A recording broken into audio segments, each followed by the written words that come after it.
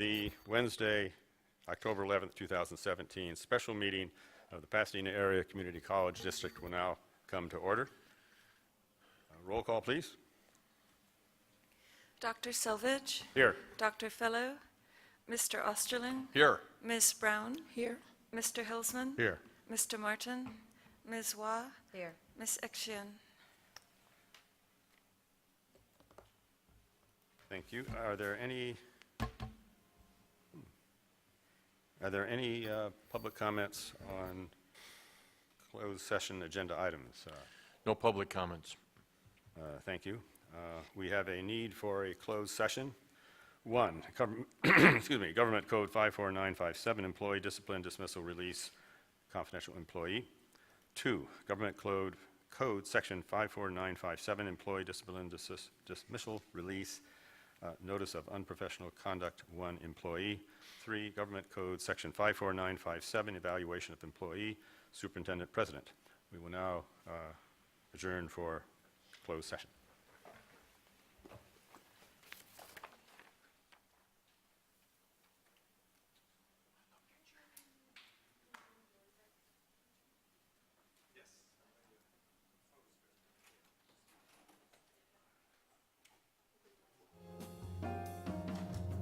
Community College Board of Trustees will come to order. We met in closed session, and we have 2 reportable actions. I will read the reports on the reportable action. By unanimous vote, the Board of Trustees took, with one absent, by unanimous vote with one absent, the Board of Trustees took action pursuant to Education Code Section 87734 to issue a faculty member a notice of unprofessional conduct. Second, reportable action. By unanimous vote with one absent, the board took action pursuant to Education Code 88013 and 88016 to terminate the employment of one confidential employee. That concludes the reportable actions.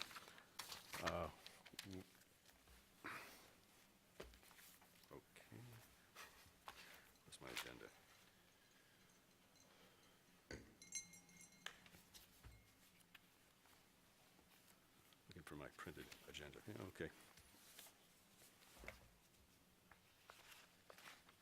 Oh, here we are. Okay. Roll call, please. Dr. Selvage? Here.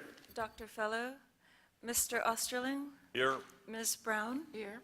Mr. Hilsman? Here. Mr. Martin? Here. Ms. Wah? Here. Ms. Exian? Okay. Mary Thompson, will you please lead us in the Pledge of Allegiance? Please stand. Place your hand over your heart. Begin. I pledge allegiance to the flag of the United States of America, to the republic which stands, one nation, under God, indivisible, with liberty and justice for all.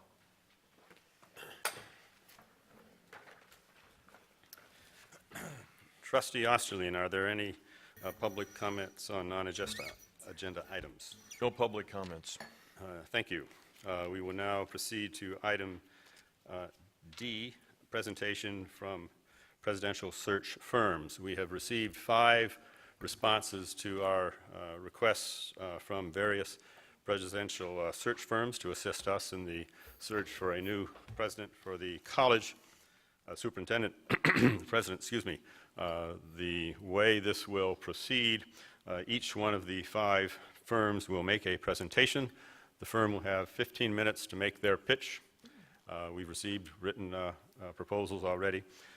Then there will be as much as 15 minutes of questions for the trustees to ask about any points they might want to raise. At the conclusion, we will not be making a selection of a firm tonight. We will then check on references from recent engagements by these firms, and we anticipate completing that reference check and bringing a selection before the board next Wednesday at our regular board meeting. And our first presentation is from RPA. Good evening. My name is Norman Stewart. I'm senior consultant with the firm RPA. RPA is a national consulting firm dealing with all aspects of higher education, public, private, 2-year, 4-year. We have been in business for about 30 years.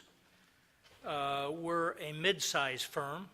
You're going to hear from several other firms, and we're not one of the largest firms, and we're not a small firm. We are a national firm.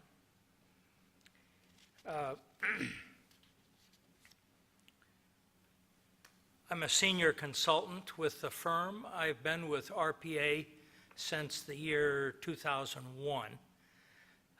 Prior to that, I had a lengthy academic career, including as president for more than 20 years of several universities in Illinois, in Connecticut, and the United Kingdom. I've done consulting with a great many institutions and a great many institutions overseas. I've done a lot of international university consulting. However, there's nothing I enjoy better than being able to find, recruit, and put in place an outstanding president that will lead an institution into the future.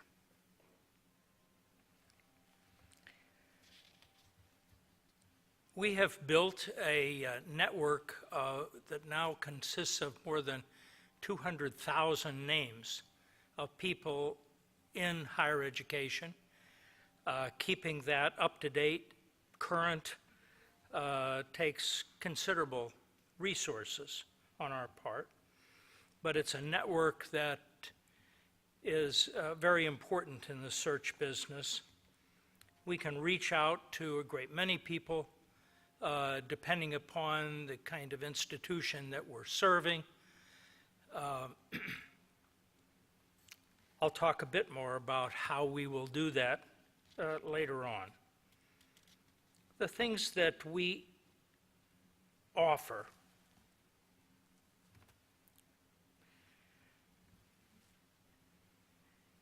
We have a demonstrated history of success in the field of academic search and presidential searches. We have a proven, customizable, nationwide search service process. We zealously pursue qualified professionals for positions. We have an in-depth understanding of each candidate's potential fit within an institution, and we're highly responsive, and we have experienced consultants.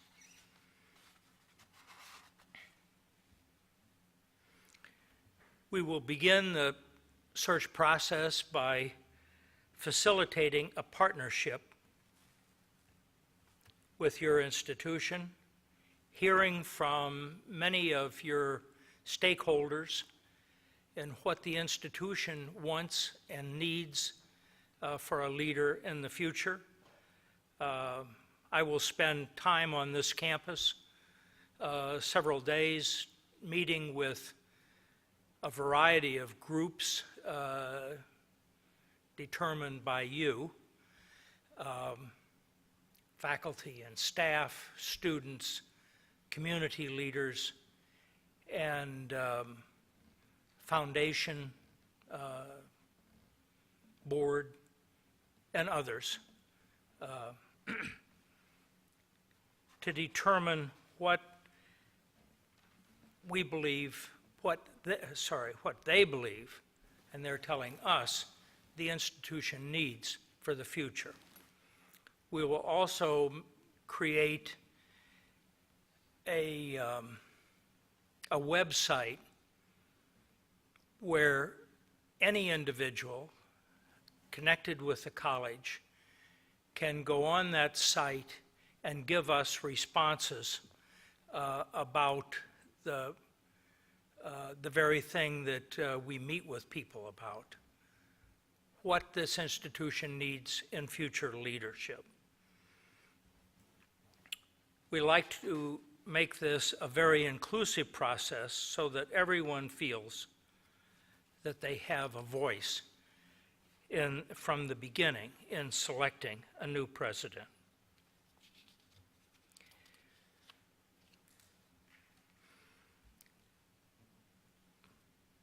We take considerable efforts in research and marketing the position.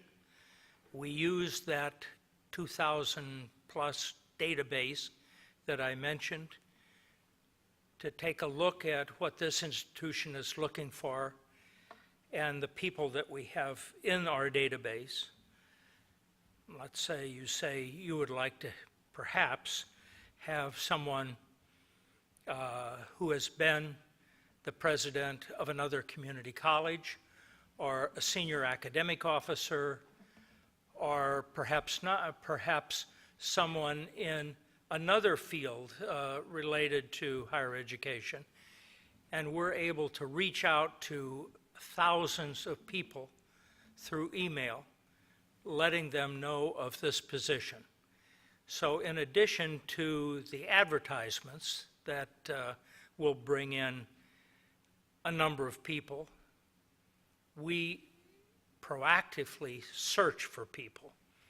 In addition to that, we'll make hundreds of phone calls to people, letting them know about your position, about this position, and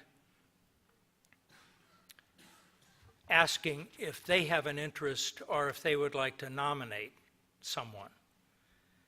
I think we have found that a minority of people have come from responses to ads, and we've had even more people come through networking and finding the position where we proactively reached out.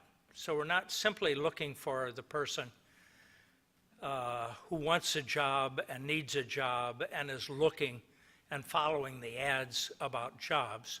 We are looking for people that may be just the right person, and other people within higher education will know the kind of person that may well fit well with this institution.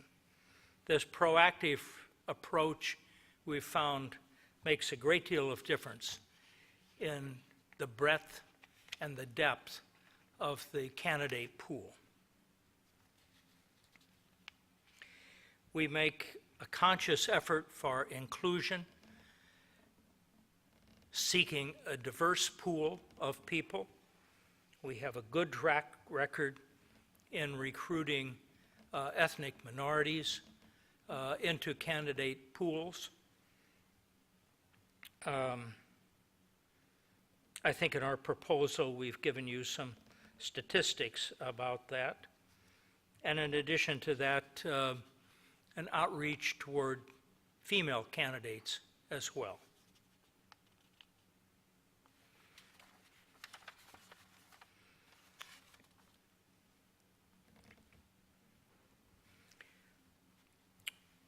Through every stage of the search process, we facilitate the process.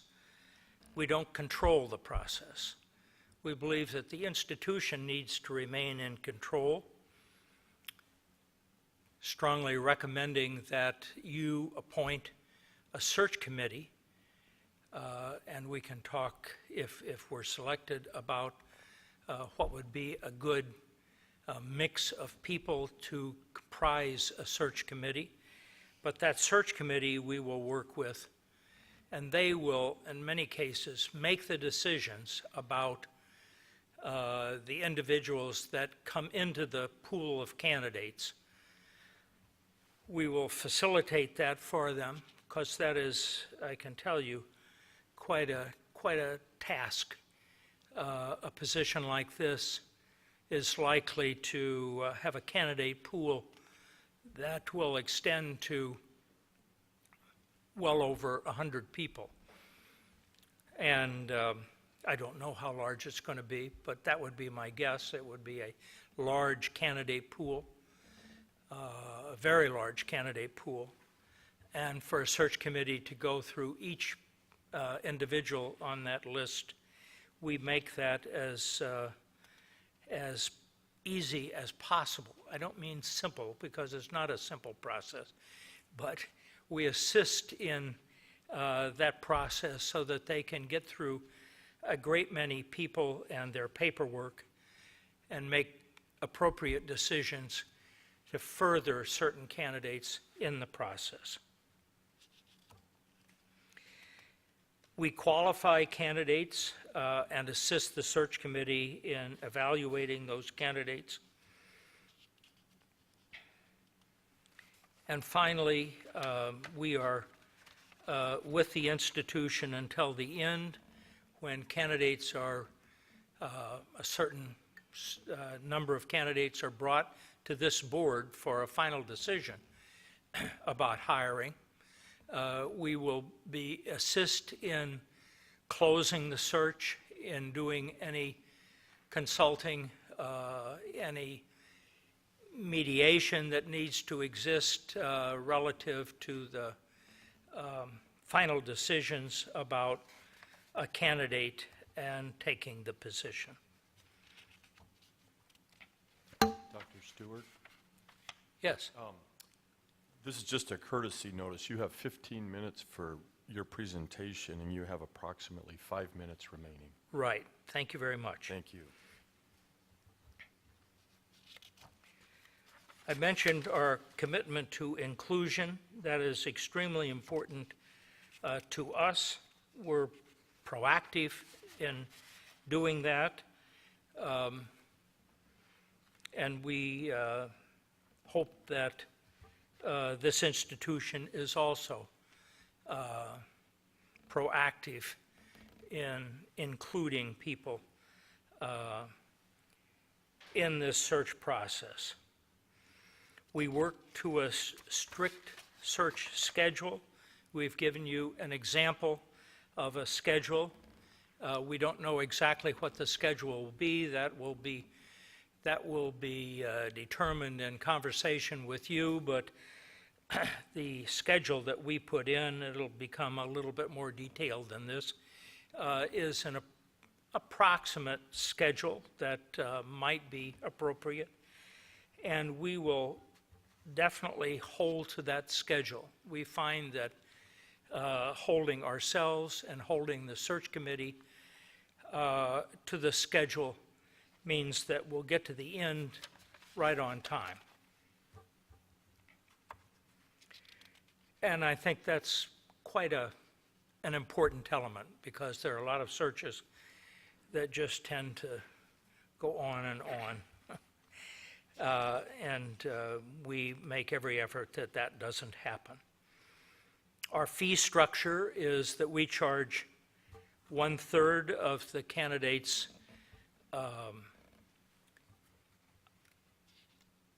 annual salary, though not less than $68,500.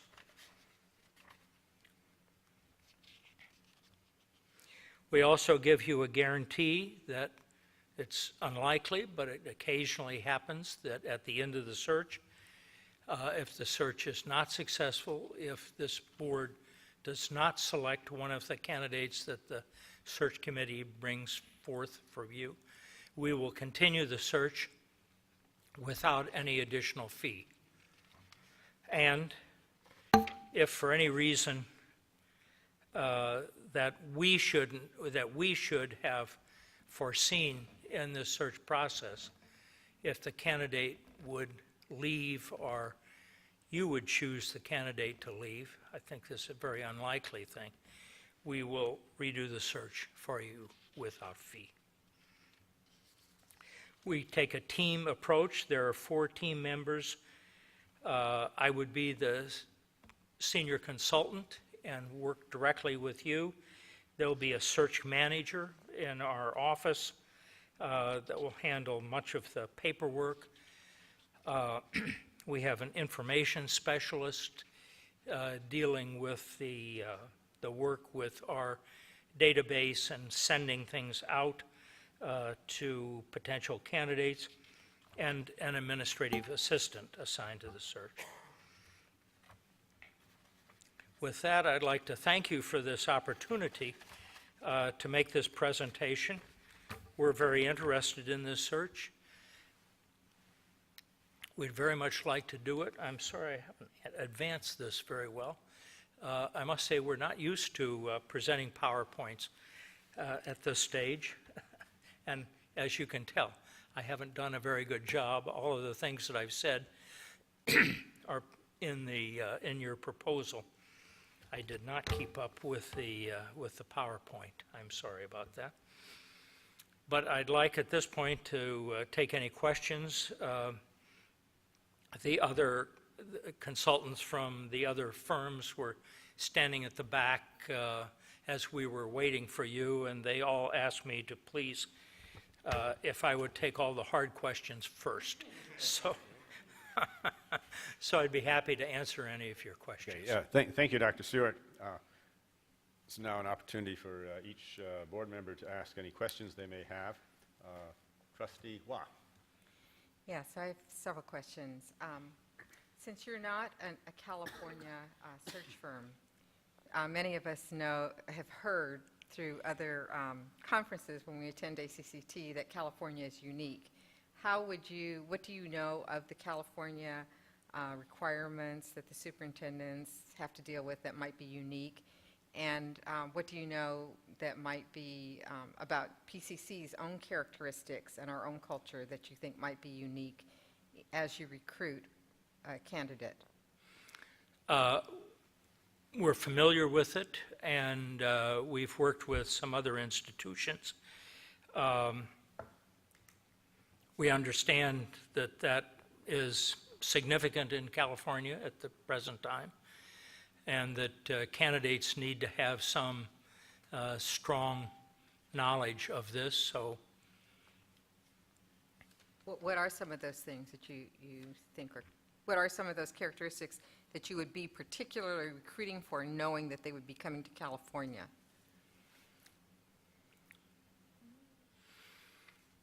I think familiarity with with processes within the college like PPT, or in other states there are a number of fairly similar things, that they have some familiarity with those. Just one other question. Since you are coming from out of state, so the travel would obviously be additional to the cost of the search that you've quoted. So is there a cap? I mean, so obviously you, as an out-of-state person, would be traveling. Your expenses might be more than someone in-state. How would we reconcile that when we're looking at overall total cost? My costs would be higher, yes. We're a national firm. We would do a national search. My work here with the college would require that additional travel cost. I think this college is probably interested in a national search, and we are certainly a national firm. So, One last question, then. Of the list of colleges that you've recruited for, what is the average tenure that the presidents of those successful searches, what is their average tenure or stay in those colleges? of presidents we've placed? Mm-hmm. Well, I don't think that they're any different than the national. We place presidents at all kinds of institutions, university, community colleges, independent colleges, and each of those have a usual tenure. I think that the presidents that we placed tend to stay an average time within those sectors. So I don't think they're longer or shorter. I don't think we pick people that end up staying longer. We certainly try to find people who've made a commitment, a serious career commitment, that are not going to leave in a short amount of time. And we pay a great deal of attention to making sure that the person is not simply using this position as a stepping stone to something else. I think that's the most important thing, and we see that with a number of people, and we make real efforts that that doesn't happen. Otherwise, I don't think that the presidents that we place are very different than what would normally be the case within each of those segments of higher education. Okay, thank you. Trustee Martin. Yeah, thank you. So, Dr. Stewart, what's your actual position within RPA? I am a senior consultant. So RPA has several senior We do. consultants. We have several former presidents, including myself. We live in different places and do searches like this.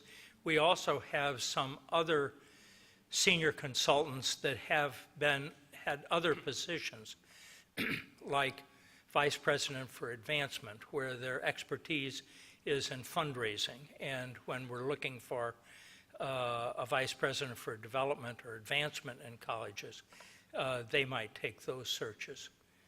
But we have a number of presidents that are senior consultants. How many searches does RPA have going on presently?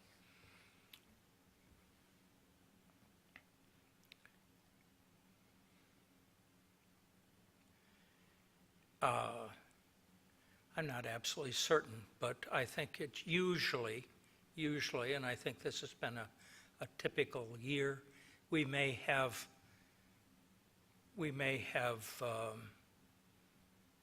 8 to 12 searches. How many of those 8 to 12 are you involved with? Currently, I have no other searches that I'm involved with. That could change in the future, but it would not change. If I get another search, I would make certain that the search schedule would be out of step with your search schedule, so that there are heavy times in the search schedule and lighter times. And I would not take a position where the heavy times would overlap. And I would probably not take more than one other search at the same time. So you've delineated between your position as consultant and the search manager that will help you with some paperwork. I assume as we get further into the depths of the process and we're getting down to the last 2 or 3 or whatever, it would be your role as search consultant to be our official hand holder and director. I call it the official hand holder. Or does that go to the No, Does that go to the manager? No, I would be that person throughout the process. The search manager deals with many of the candidates as they come into the search, and handling the contacts with candidates. And eventually, when the candidates reach a certain point, I end up having usually Skype contact with those candidates and have lengthy interviews with them before I bring them before the search committee for consideration. Okay, thank you. Trustee Osterling. We also have 15 minutes for Q&A, and we are down to 7 minutes remaining, so I'll be brief and ask one question. Have you personally done searches for California-located institutions, and if so, what have you found unique about filling positions in the state of California, and how do you deal with that with your candidates? Personally, I have not. Okay. No. I have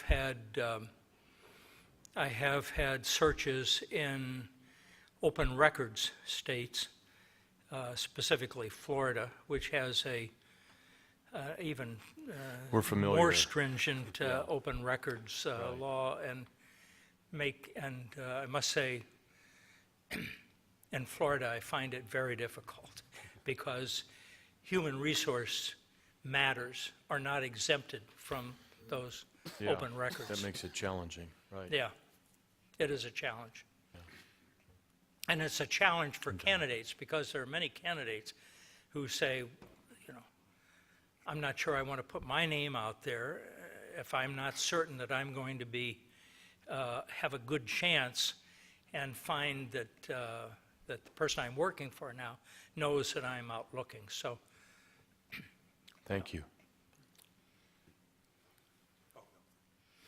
Okay. Well, thank you very much, Dr. Stewart. At this point, there are a couple minutes left. Is there anything that you would like to add or elaborate on? no, just to say that we're very interested in this search. We're interested as a firm, and personally, I'm interested in the search. I can tell you that we will do a very good job and work with you well.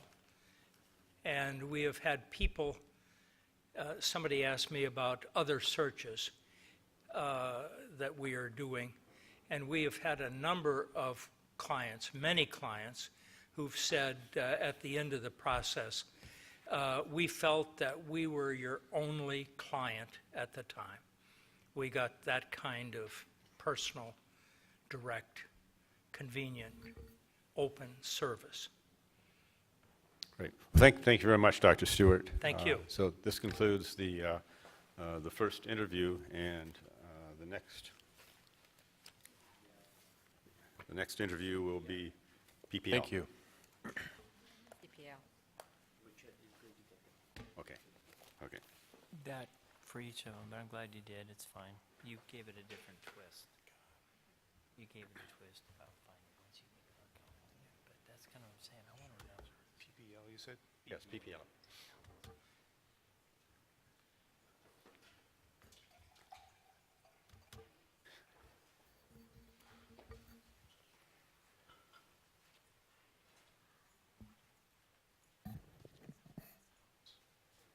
This,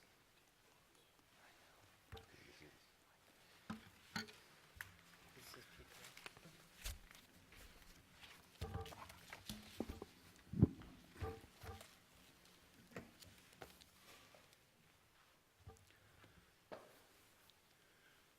Good evening. Good evening. I don't know if you were present when I described the process here. I think you may be familiar. Okay, we've got the 5 firms. You're number 2. You have 15 minutes to give us your pitch. We've all seen your materials before the meeting. We got them at the end of last week. And after your 15 minutes of giving us your pitch to elaborate on anything or reinforce anything in the response to our request for proposals, there will be 15 minutes during which any of the board members will ask questions. And if there's time at the end of that, you can give a wrap-up statement. But the clock starts now. I'm going to start the clock now, and I'll give you a 5-minute courtesy warning as well. I appreciate that. Thank you. You're welcome. So, thank you. My name is Ben Duran, and I'm president of PPL. My partner to the right is Dean Cawley, who is vice president, one of the vice presidents in the South. So we're just delighted and appreciate the fact that you've invited us and given us an opportunity to come by and present not only our proposal, but to introduce you to our company. And so what I'd like to do is to provide you some information that we've gathered around your college. Not that we want to reiterate your history and tell you what your history is, because you know that, but what we want to convey to you is that PPL does do its homework on you folks, and that when we call candidates, we recruit candidates, we recruit folks, but when we call candidates who aren't even thinking about applying for a presidency, what we like to do is we like to give them a bit of a profile of the college. And here's some of the things that we have come up with. You have a rich history here, and I particularly like what you have in your educational master plan. And these are the sorts of things that we would tell candidates, that we particularly like what was in how you begin your educational master plan, which is a proud past and a global future. And so the district has a long-standing relationship with the businesses around here, and with higher education, with the unified school districts, and obviously with the community. For those of us who are not from here, we know, obviously the world knows about the Tournament of Roses, and we also know that there are other things that this college is very, very much involved with in this community. The district enjoys a long and distinguished position here with respect to our students, the communities you serve, the opportunity to transform the area. And so, as you folks say, it takes a village, and we have one. So we've read that, and that's one of the things we would convey to folks. You know, what they're talking about is they have a proud past, they have a global future that they want to take this college to. And they know that it takes a village, and they have one. And so we want to convey kind of a sense for who you are as a district. You also have reached out into the community by developing the 4 off-campus centers, which we think are very, very important and that we would want to share with individuals. The Child Development Center, the Foothill Campus, the Rosemead Campus, and of course the campus you recently started, the Northwest Campus, which is on the grounds of John Muir High School. But we also know that this was the old John Muir High School, right? So when you think about the history of this college, we know that there's a long and proud history. You've established many partnerships and leveraged them with folks in the area. The PCC Promise is a really good example of that. Looked into that, and just the fact that you folks have this PCC Promise is really a good indication of where you're going as a district and what you want to do with your students. Your relationships with Caltech and with the JPL lab as neighbors is really, really essential to position you to work on taking this to the next level, to taking the district to the next level. How your peers perceive you with respect to accreditation, when you went from probation in 2015 to full accreditation this spring, is really a big plus for you, and congratulations on that. I was just delighted to see that. I also want to congratulate you on serving as one of the 10 being appointed as one of the 10 finalists for the Aspen Institute's colleges, because as we know, it's the preeminent organization to talk about the excellence in community colleges, and being named one is a huge honor. And when we do our work, we depend a lot on the work that the Aspen Institute has done with respect to how to go about hiring a good president, how to go about looking at characteristics and that sort of thing. We've done that for a while now, and it's worked out very, very well for us. The changing world needs a dynamic leader for you folks, and we hope that we would help you bring that sort of a person to you. PPL is positioned to support your search and in helping you identify the appropriate qualifications, the characteristics, again, as I was saying, that you're looking for, identify strengths for the district that the district has, assisting you folks in pulling those out. Any challenges that you think as a board or as a community college district that you want to convey to candidates that they would want to be cognizant of, we want to be sure that we do that.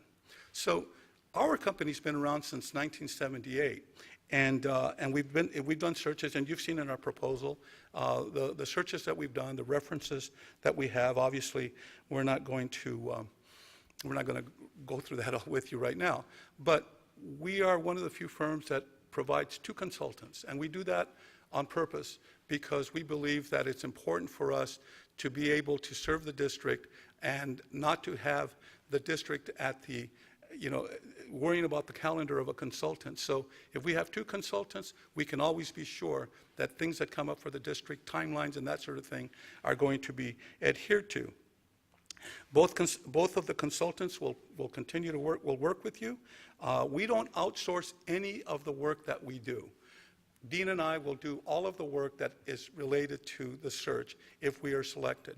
For instance, we are the ones who get on the telephone and do reference checks, not only on the references that the candidate has included in their application, but we also will drill down and find other people at the places they are.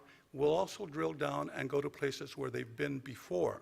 And so typically we will make anywhere from 12 to 15, 16, 17 calls on individuals when we do our reference checks for finalists. We do that, and typically our calls are taking 30 to 45 minutes, depending on if we end up with a loquacious person or if we just have an awful lot to talk about. But we pull all that together and we come up, but again, your consultants do that. We don't outsource it. Some firms outsource reference checking. They outsource a number of things. We don't do that. We're about to serve you at a reasonable cost. I think when you look at our fee, you'll note that we're all in the ballpark. So Dean will be my partner on this particular search. We both have years of experience in doing searches, but we've also served as executive CEOs and executive positions in community colleges for a long time. When I was president at Merced Community College, I served on the CEO board. I chaired that CEO board a couple of times. I was on the Commission for the Future, and I also was on the Student Success Task Force. So we all attempt to stay on top of what's going on in the system. And so what I'm going to do now is turn you over to Dean and let him talk to you about the kind of the meat of what we would do. But I will leave you with this. Not only are you getting the 2 consultants, but you're also getting the rest of our partners. We have 5 partners in the firm, and we have some senior associates. And when we do searches, we all jump in. Everybody contributes. We put the word out, and everybody helps us recruit and to make sure that we find folks. And I think Dean's probably going to say to you, when we find sitting people, for instance, the Aspen colleges will make calls to vice presidents and sitting presidents at some of the Aspen schools and say, have you thought about California? Have you thought about, and oftentimes we want to talk to people who themselves have not considered moving, that they hadn't thought, but we want to talk to those folks. So let me turn it over to Dean and let him get into the meat of the presentation. Thank you, Ben. And Dean, so you know, he only left you with 5 minutes and 53 seconds. I'm sorry, what? You have 5 minutes and 53 seconds left. Thank you. Do I do 10 minutes?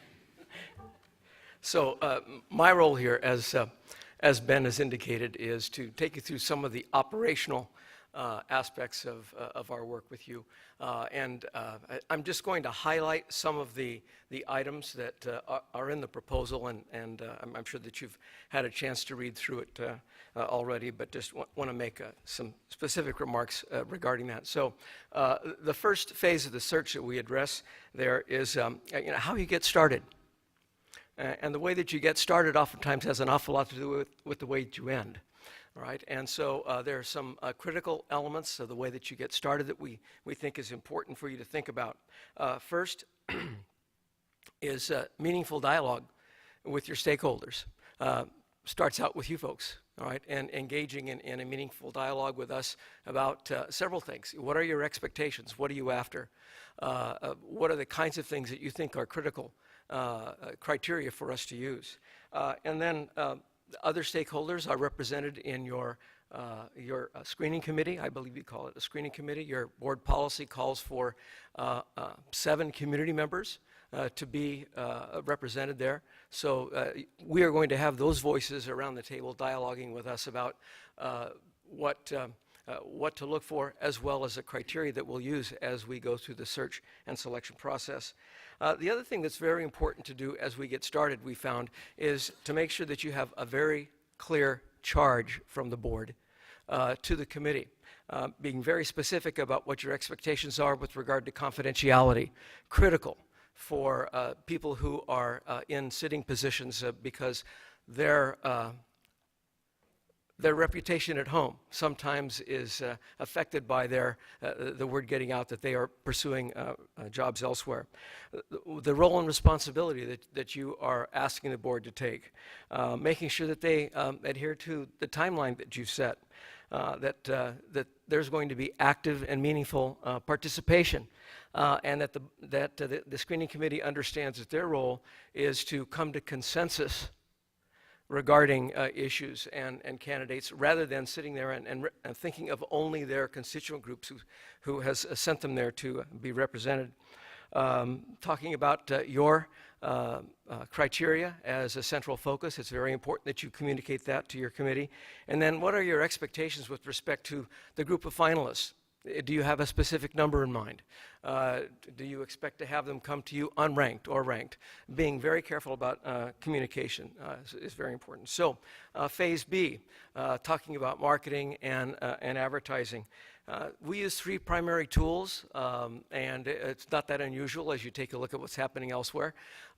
First of all, advertising, making sure that we advertise in publications, both hard copy and electronic, that are reaching out to those populations that will make sure that we have a rich and diverse pool of candidates from which to select our next superintendent president.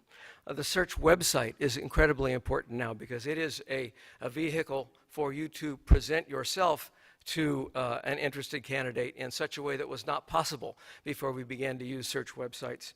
And then the third tool would be the print announcement that we would use at conferences and so on.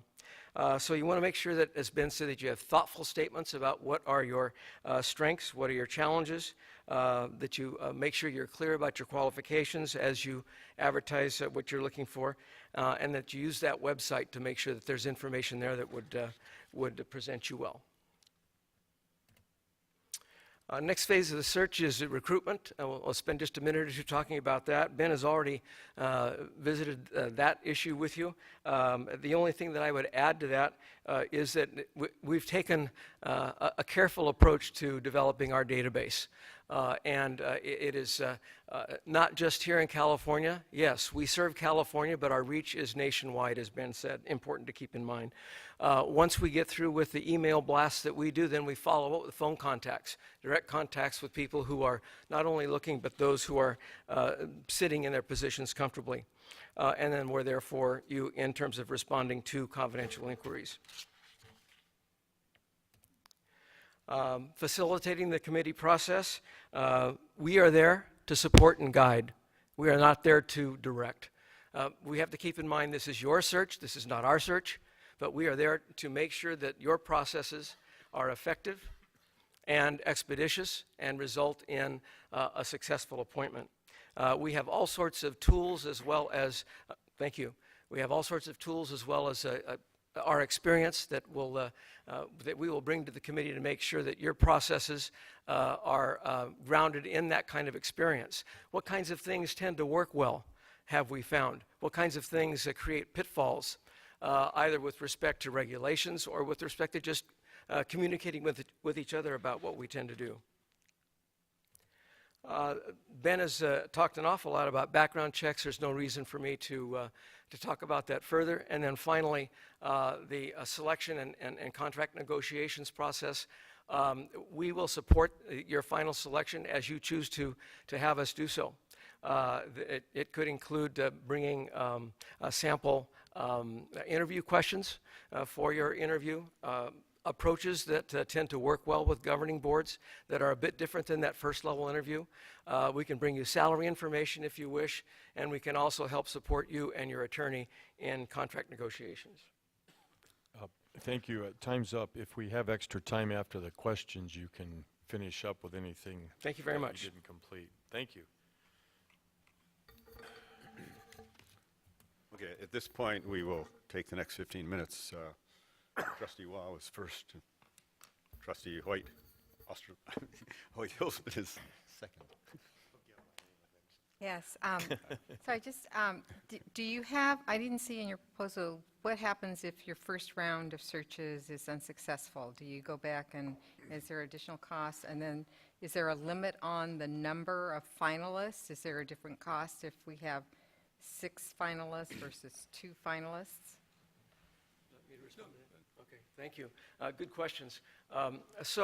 As we are guiding the process, we let the committee know that there are some key points in that process where you may have to stop, assess where you are, and decide whether or not you're going to continue with the process or go back out.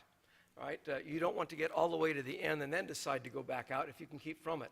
So at the end of the recruitment period, if you're taking a look at your pool and you're not satisfied with that, with respect to its not only the number, but the quality of the pool or the diversity of the pool, that's one of those forks in the road where you'll want to decide, well, do we continue or do we go back out? If after the first round of interviews, you've come to the point, your screening committee has come to the point, well, we're really not comfortable with the pool of candidates that we would like to send on to the board as finalists, that's another point in the pathway that you may have to decide to go back out at that point. Again, not waiting until the end. And then certainly, if you reach a point of taking a look at your finalists and you're not satisfied, then you make that decision to go back out. We will stay with you. I think that we say that in the process. But what we'll try and do is to make sure that you cross those points along the way, that if we need to go back out, we do. We don't wait until the end. As far as a number of finalists and the kind of background checks that we do, there's no set number. There's no maximum. Great, thank you. Trustee Hilsman. Yes, thank you very much.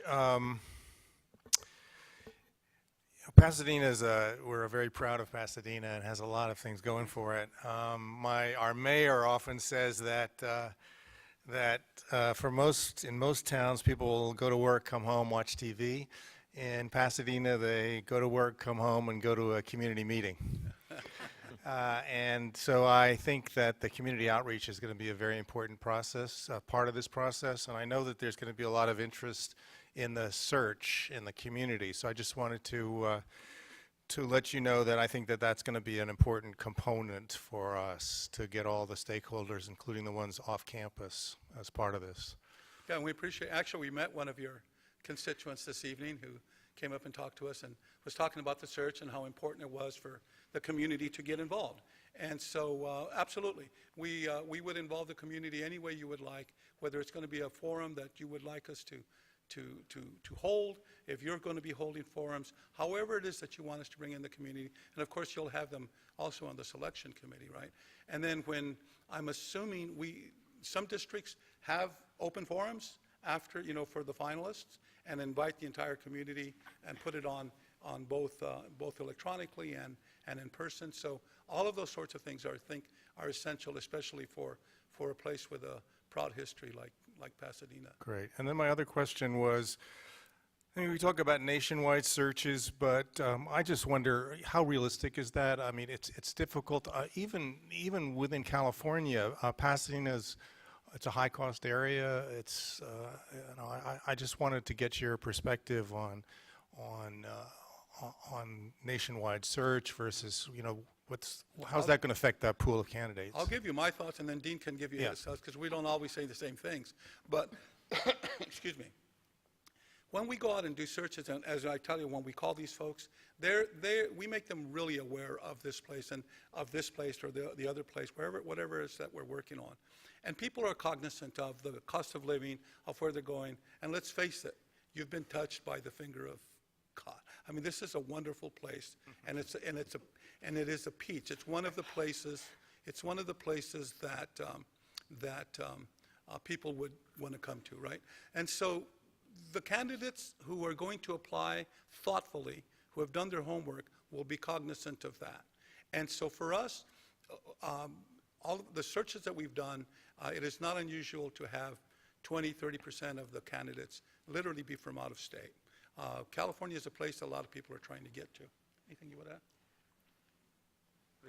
The thing that I would add there is, if you take a look at presidential search websites now, there's abundant information not only about the college, the district, the students you serve, but there's also a lot of information about the communities. If we work together with your campus to put that website, to make it active, so I think that people will not be hoodwinked by a cost of living. They should know, because the tools for the research are there. Oftentimes the question comes up about propensity for success with a person who comes from out of state. I can share with you just from my personal experience in a district from which I retired. We had 2 presidential candidates within about a year of each other. The person who replaced me came from Texas. A person who had not been a sitting president before, a right-to-work state, had not had union experience. That person was in that presidency for 7 years. At the same time, there was another person who came from out of state who didn't last 6 weeks.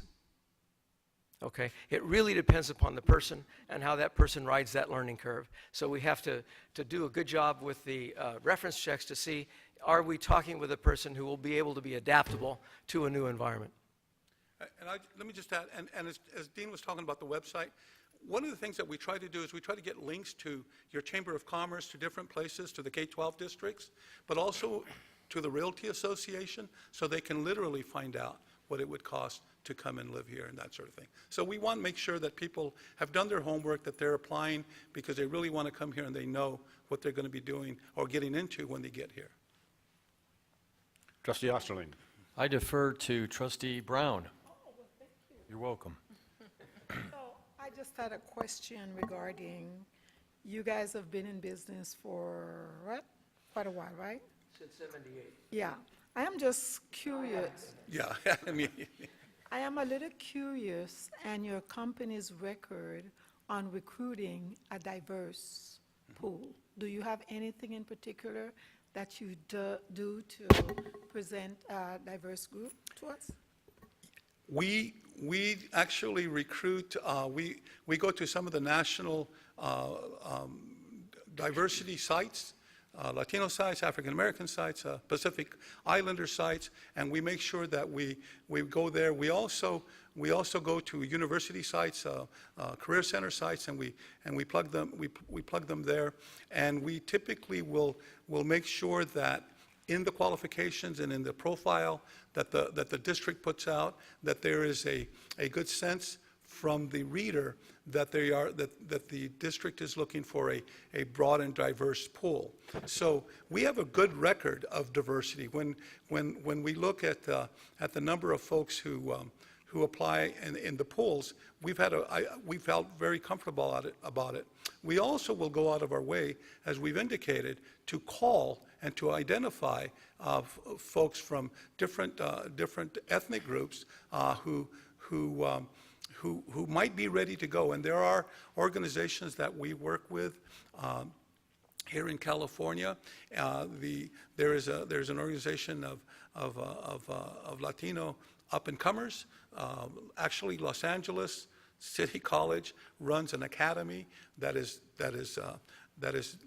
a lot of diversity. A lot of those individuals are looking for positions, and in the Bay Area there are some organizations. So yes, we actually make sure that we go out of our way. And as Dean was suggesting, at some point, if you look at that pool, and if that pool doesn't appear to be diverse enough for you, then we really need to think about whether we want to go back out again or extend the recruitment period, because you want to be sure that there is a pool that's representative of your student population. Thanks. I'd like to add one thing, if I may, and that is, Ben and I in particular devote time to going out to these organizations at conferences. We have a Charting Your Career Pathway session that we do. So we've done that at various groups, the Chief Instructional Officers, the Chief Student Services Officers. We presented at the LA Academy. I've presented at the UCLA ELP program. I've presented at the National Community College Hispanic Council. So putting ourselves out there and investing our time and reaching out to people who are coming up is very important to us. It just doesn't automatically happen with a phone call. Say, oh, picking somebody out of the blue just because they, you happen to know they are people of color. So it's an investment as well. Thank you. Trustee Osterline. I will give us a collective warning. We have 4 minutes and 45 seconds left. And my question is, in your lengthy experience, how important have you found it to be someone that has experience in the specific area of community college and dealing with the ed code versus just more general background of leadership? And also in the results, if you've placed from someone that came from outside of our environment, how did they do?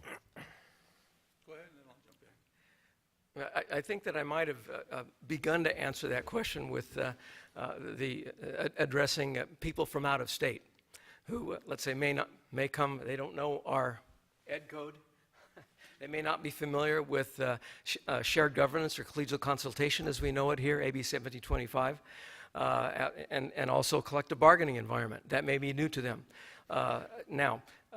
Again, it really depends upon the person, and are they going to be able to ride that learning curve effectively? And we can find that out by doing a very good job of the background check and talking with the people with whom they've worked to say, how adaptable is this person to new environments, to new issues? Certainly you expect them to do some research before they get here. If there's in a screening committee meeting and we mention collegial consultation and they have a blank look on their face, we know that they've not done due diligence in terms of preparing for work in California. Thank you. And I would just add, I think a position at this level is a position of leadership, not necessarily specific knowledge about community colleges. There are some wonderful people in California. There's some very, very talented people in California, and I suspect a bunch of them will apply for your job. There are also folks from out of state who are also very, very good leaders currently. And I think what we're looking for, and what you would be looking for when you put together a profile, would be those leadership skills, the skill set that would allow a person to come in and lead a place like this, whether it was in California, Utah, Arizona, Texas. Thank you. I have a question from Trustee Martin. I have a question after Okay, I Trustee have a Martin, few. and then And we Trustee Wah. have 2 minutes left.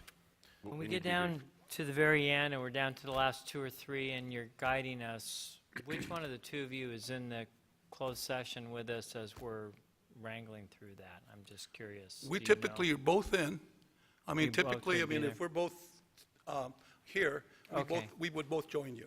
And of the 5 partners in the firm, are you two of the 5? Or Yes, you are I'm the two? president. We're Okay. co-owners, right. How many active searches does the firm have going at the moment? Various stages of 5? We have 5. or 6. Okay, 5 to 6. If the nature of your question is how thinly spread will we be, the fact that we work in pairs helps us if we happen to be personally involved in more than one search at a time. But we are very careful not to overcommit And none of us will ever be in more than 2 searches at one time. Okay, thank you. Okay, excuse me. You've seen our board bylaw on the selection for the president. You referred to it. It's pretty generic, although specific in some ways. When you looked at that, was there anything that you felt we need to make sure we include that might not have been in there? You know, when A particular step or something that you think was perhaps important we might have left out? Yeah, no, I think your policy is, the nice thing is that it is pretty broad and generic, so it allows you flexibility in doing what you're doing. I think that what I wasn't sure about was the subcommittee, the committee would there be a board subcommittee or something that would be working with the consultants or not? I listened to your session when you talked about that very policy. I listened to that online, And I wasn't sure about that. But I don't think, in terms of your policy, I don't think there's anything in there that would be a barrier or that would allow us to trip up. Thank you, Trustee Wah, and we have how much minute left? We're out of time right now, so that would be your prerogative if you want to keep going. Trustee Wah, Trustee Hilsman, do you I'm have? very quick. I just have a very short question. So, can you just briefly say what the longevity is of the successful searches? And then do you do any follow-up executive coaching to ensure that there's success? 6 months. Well, I don't know that we've done a study of the length of term. I think that what we can say, as we take a look at all of those appointments that are listed in our proposal, I'm not aware of any one of those candidates who were unsuccessful. Now, certainly over time, as not only issues change, but also perhaps compositions of boards changes, something that started out very positively can become something that doesn't work out, and so that might have occurred. But as far as the CEOs that were appointed related to our search, I can't think of one that has not been successful. No, nor can I. And we do executive coaching if, in fact, you would like us to do that after So the that's fact. an addition then? It's additional. Right. Yeah, there's a transition workshop that we have done with some districts where we work with the incoming CEO and the governing board, develop a mutual agenda. Basically, it's setting up mutual expectations and having a dialogue about that so that things are not left to chance or miscommunication. Thank you. Thank you, Trustee Hilsman. Yes, are you based locally? I wasn't clear about that. I'm from Merced. Okay. That's why my voice is like this, because all the smoke from Napa blew down. Really. Yeah, I mean, sorry I to hear woke up that. this morning and the sky. But Dean is just down the street, and What's the name of that town? San Diego. Okay, thank you. Okay, thank you very much. you Appreciate so your much. time. Appreciate it. We will be checking the ad hoc committee myself, Trustee Osterline, in Trustee Fellow's absence, immediate past President Trustee Wah. We will be calling some references. Thank you. wonderful. Okay. Thank you so much. Thank you. Thank you. Number 3, ACCTs. Okay.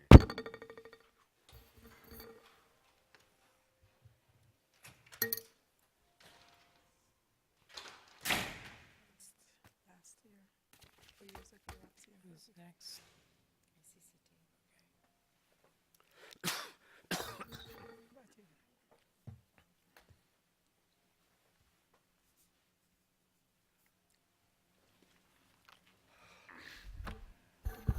Well, you've had a long day. I'll try to be as brief as I can. First of all, my name is Judith Valles. I've worn many hats in my life. I received a phone call from ACCT asking me if I would make this presentation to all of you this evening, and I'll be glad to do that. But first of all, I should introduce myself. I've been in education for about 45 years. That's before I retired the first time, but it's hard to retire because you keep coming back. And then I also was mayor of a city for 8 years, and then I went back and was interim president at several colleges. It started when I was president of Golden West College back in 1988, and you're going to start adding up and figuring out how old I am. But then I retired when I was 60, and that was 24 years ago, so now you know how old I am. But that's okay. And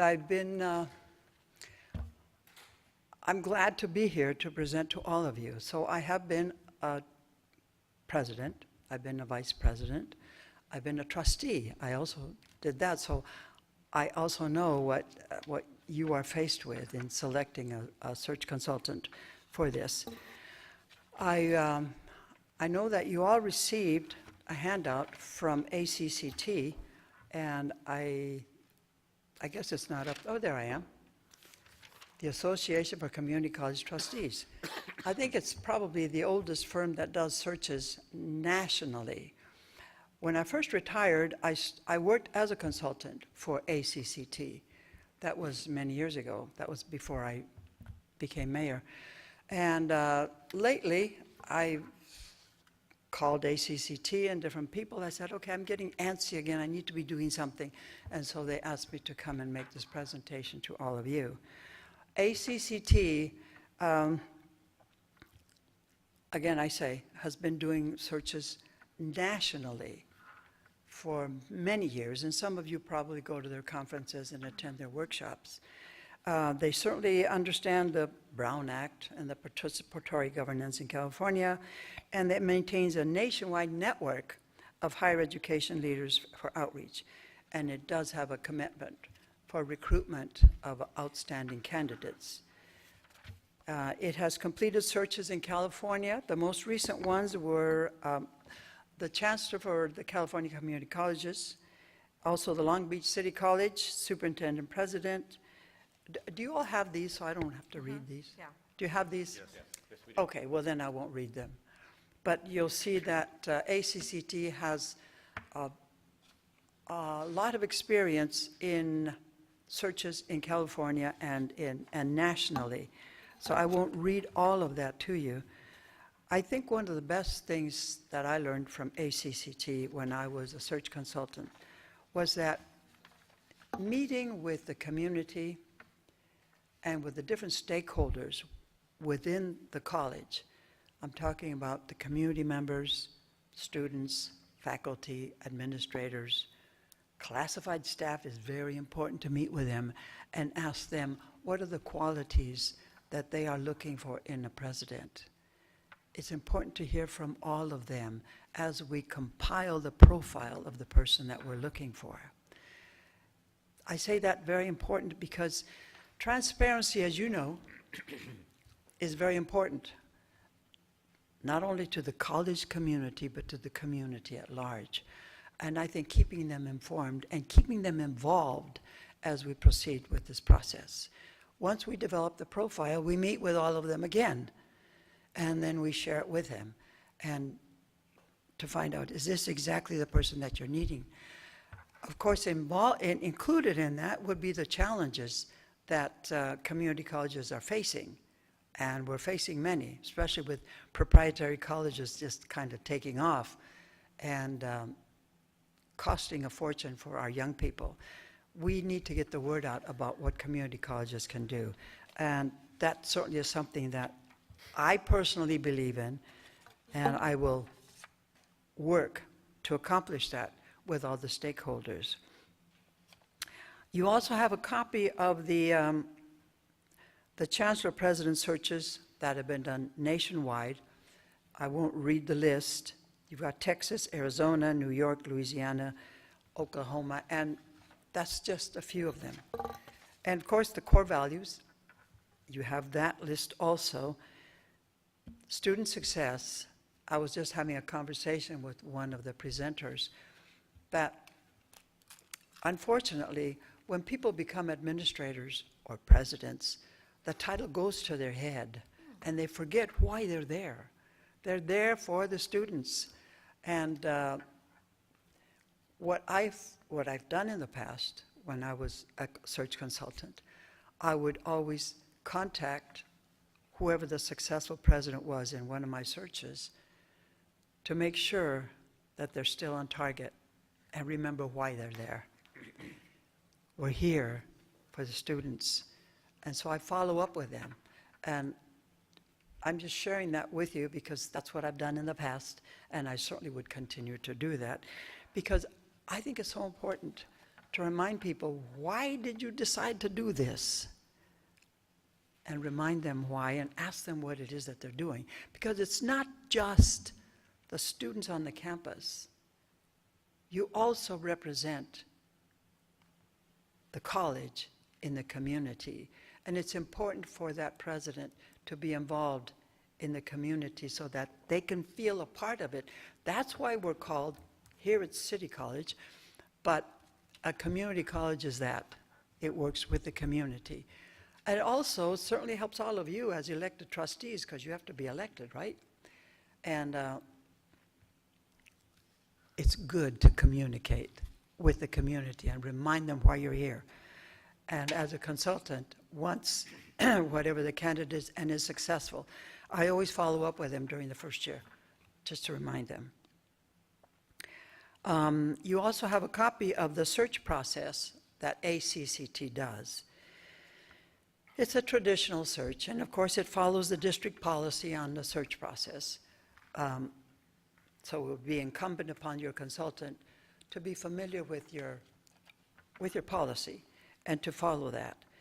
And ACCT also has a national marketing strategy that it does.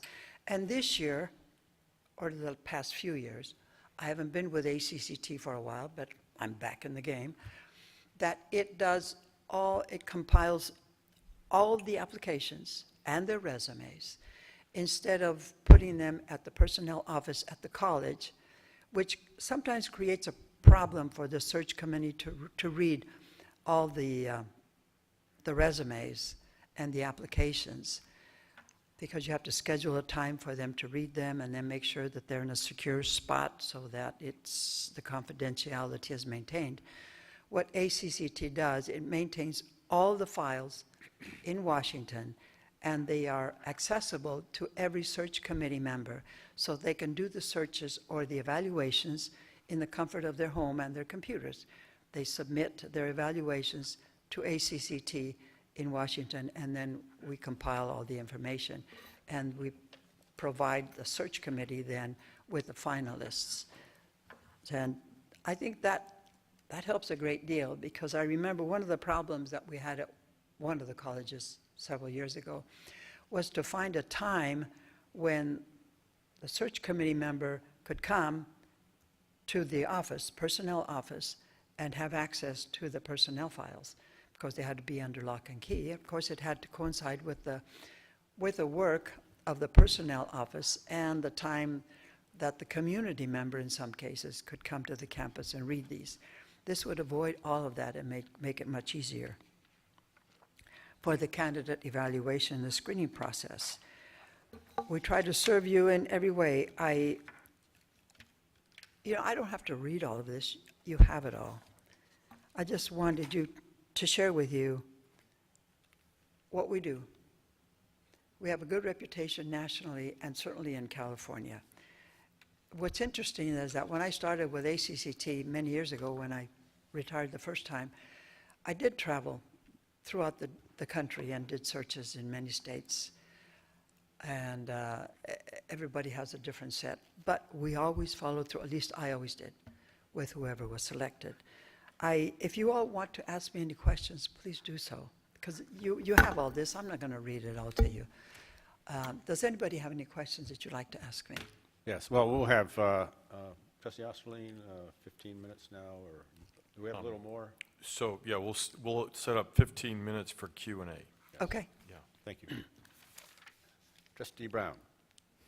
Hi, thanks Hi. for coming. Well, your bio is very impressive. Are you local still? Yes, I live in San Bernardino, but I'm in California. So should ACCT be selected, would you be our consultant? Probably. No, yes. The answer is yes. I checked out with Washington, D.C., and I said, well, okay, I haven't done this for a while, but I know the process. I've done it before. I have a commitment to leadership at the community college, and I will follow up. So yes, I would be doing it.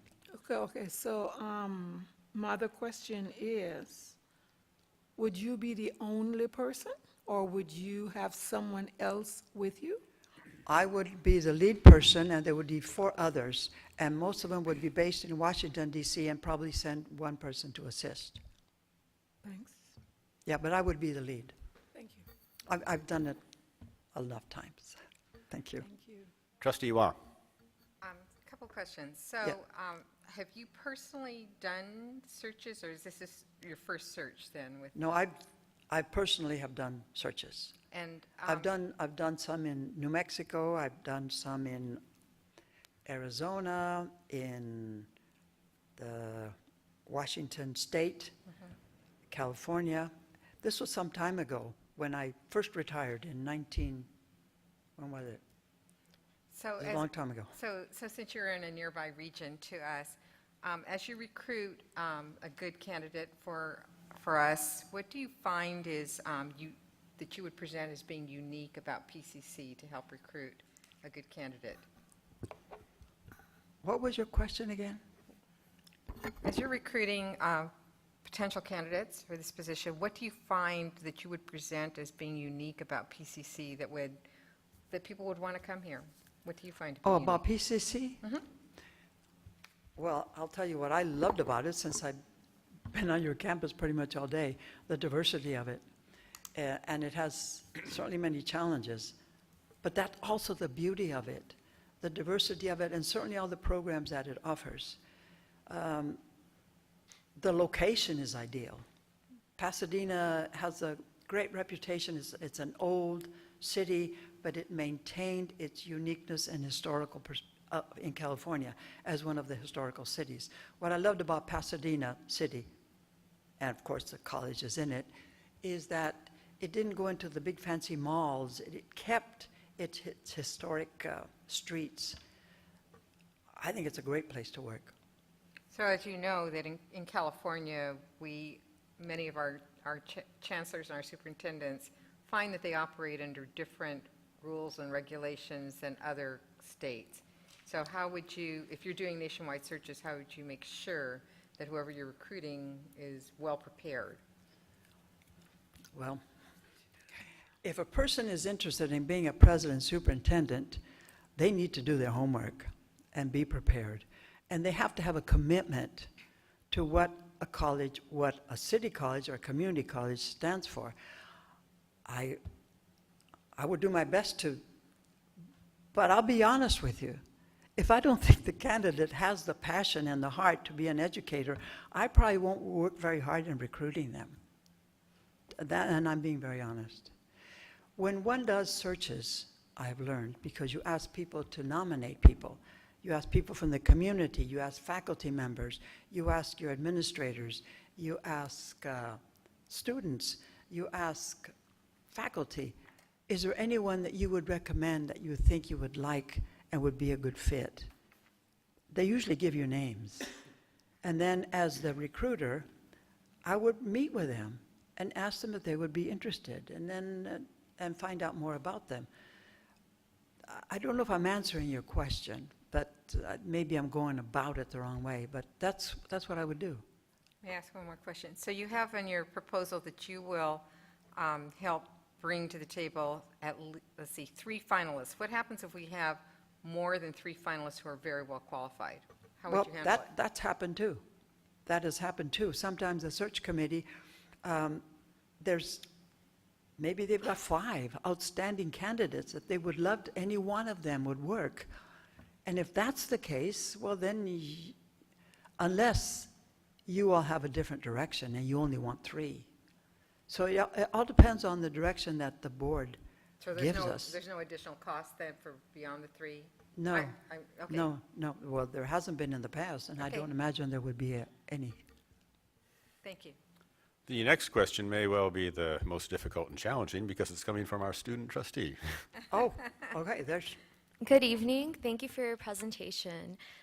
What qualifications will the firm specifically prioritize in searching for the new superintendent president relative to the campus environment at Pasadena City College?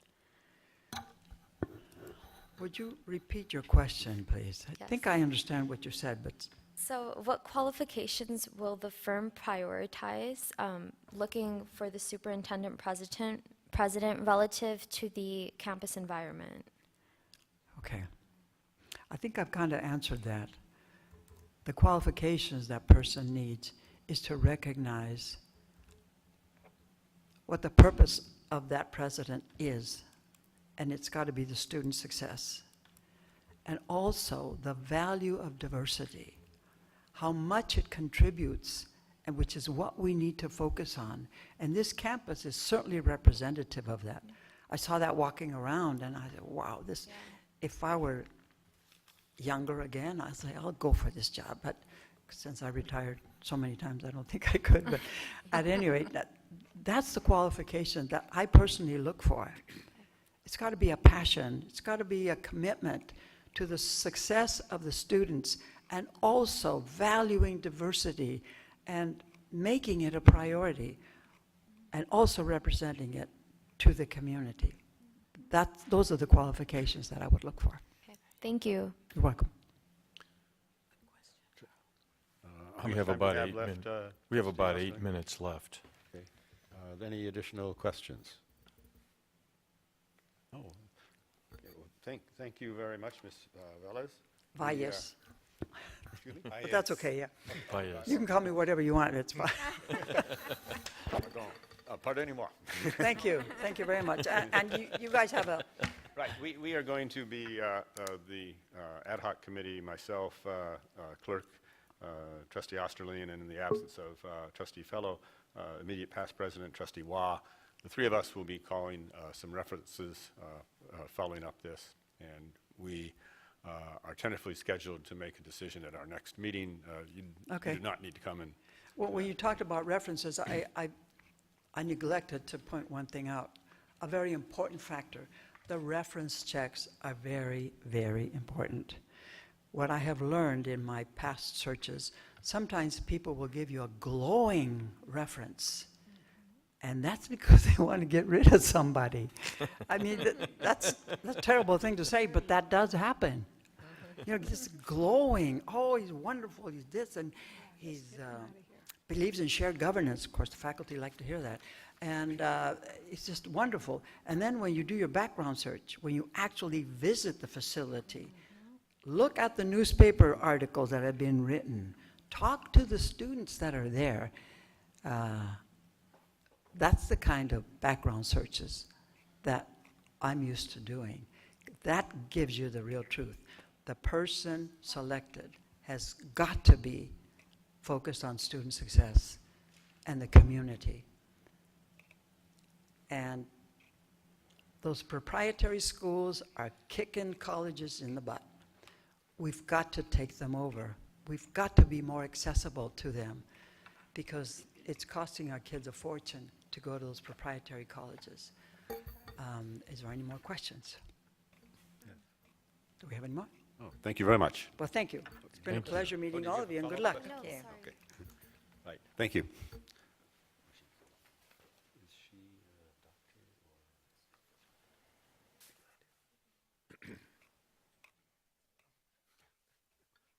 going to do the same. Yeah, let's do it. I did, yeah. It's like on an all-night bender here. I'll grow my shirts. She's 30 years ago.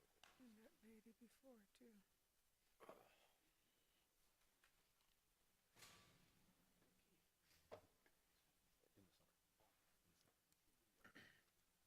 official neckwear of the state.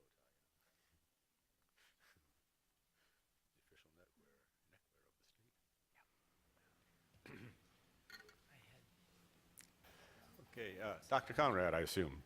Yes. Yes, thank you. Right, the format is you will have 15 minutes to make your pitch to us. We've all received your proposal.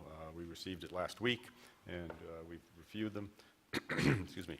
After your 15 minutes of presentation, or less if you want, there will be 15 minutes for any trustee here to ask questions.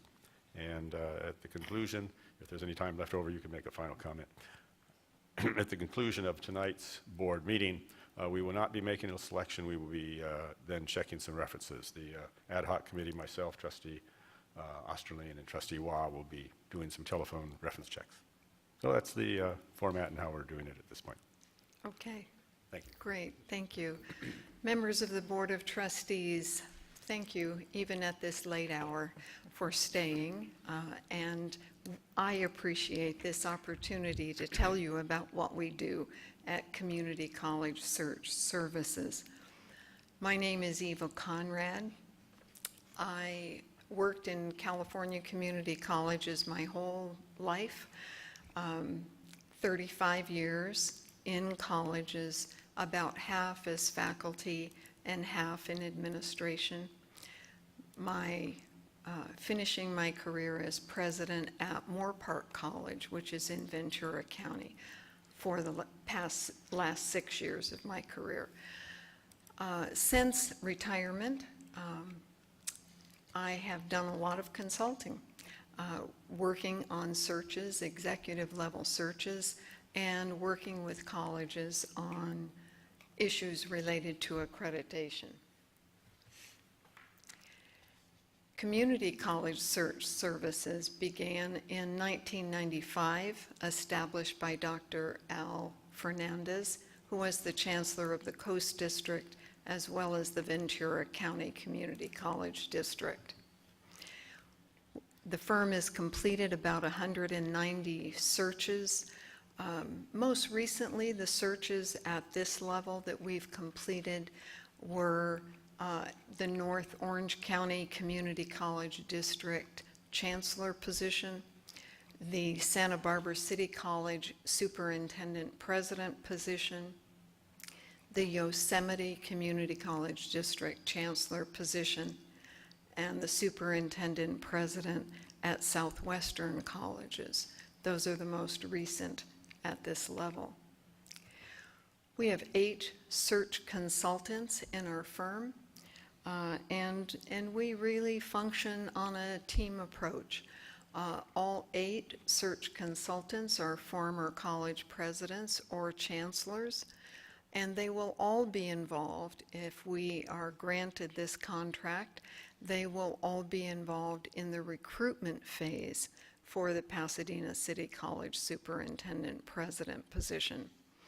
I will be the on-site consultant and will be supported as needed by Dr. John Romo, who was the former Santa Barbara City College Superintendent President. Community College Search Services has a very clear policy. Number 1 in that philosophy is that search processes are collaborations. The search begins with a collaboration with all of you to identify the leadership traits that you are looking for, as well as the college, as well as the community. That information allows that collaboration to begin at the very beginning, where it should. The other kind of collaboration that's involved in a search is to tailor the search to the college culture. You all here at Pasadena City College have a very clear process laid out in your board policy and administrative procedure. So we're here to be your partners and to make that happen and facilitate it. The distinctive features of community college search services are that we share best practices. We come to you not with a belief that there is one right way, but rather in a belief that everyone's here to do the right thing, and we help bring ideas. The Aspen Institute wrote a terrific white paper about 18 months ago entitled Hiring Excellent Community College Presidents. There are many great suggestions in that document. We also have over time developed a lot of strategies that have proven successful in other community college districts, and we'll be suggesting those as appropriate.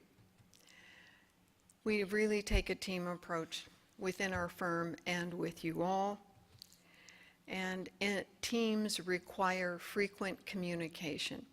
I will be in touch with you or your appointed liaison by phone, by email, by visiting, whatever is the best.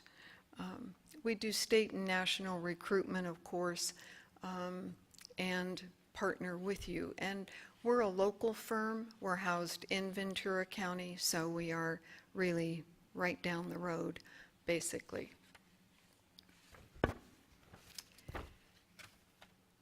You mentioned checking references.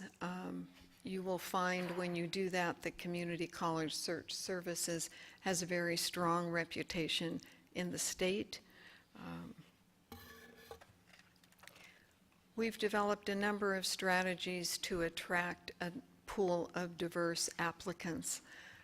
You all have developed a very important set of goals related to social justice, and that will be very attractive to candidates who have similar values and will help with creating a pool of diverse applicants.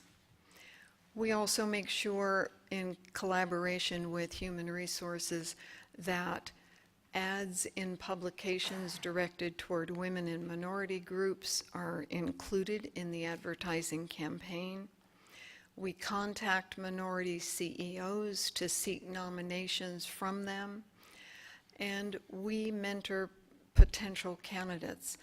The 8 consultants who work for Community College Search Services spend a lot of time volunteering.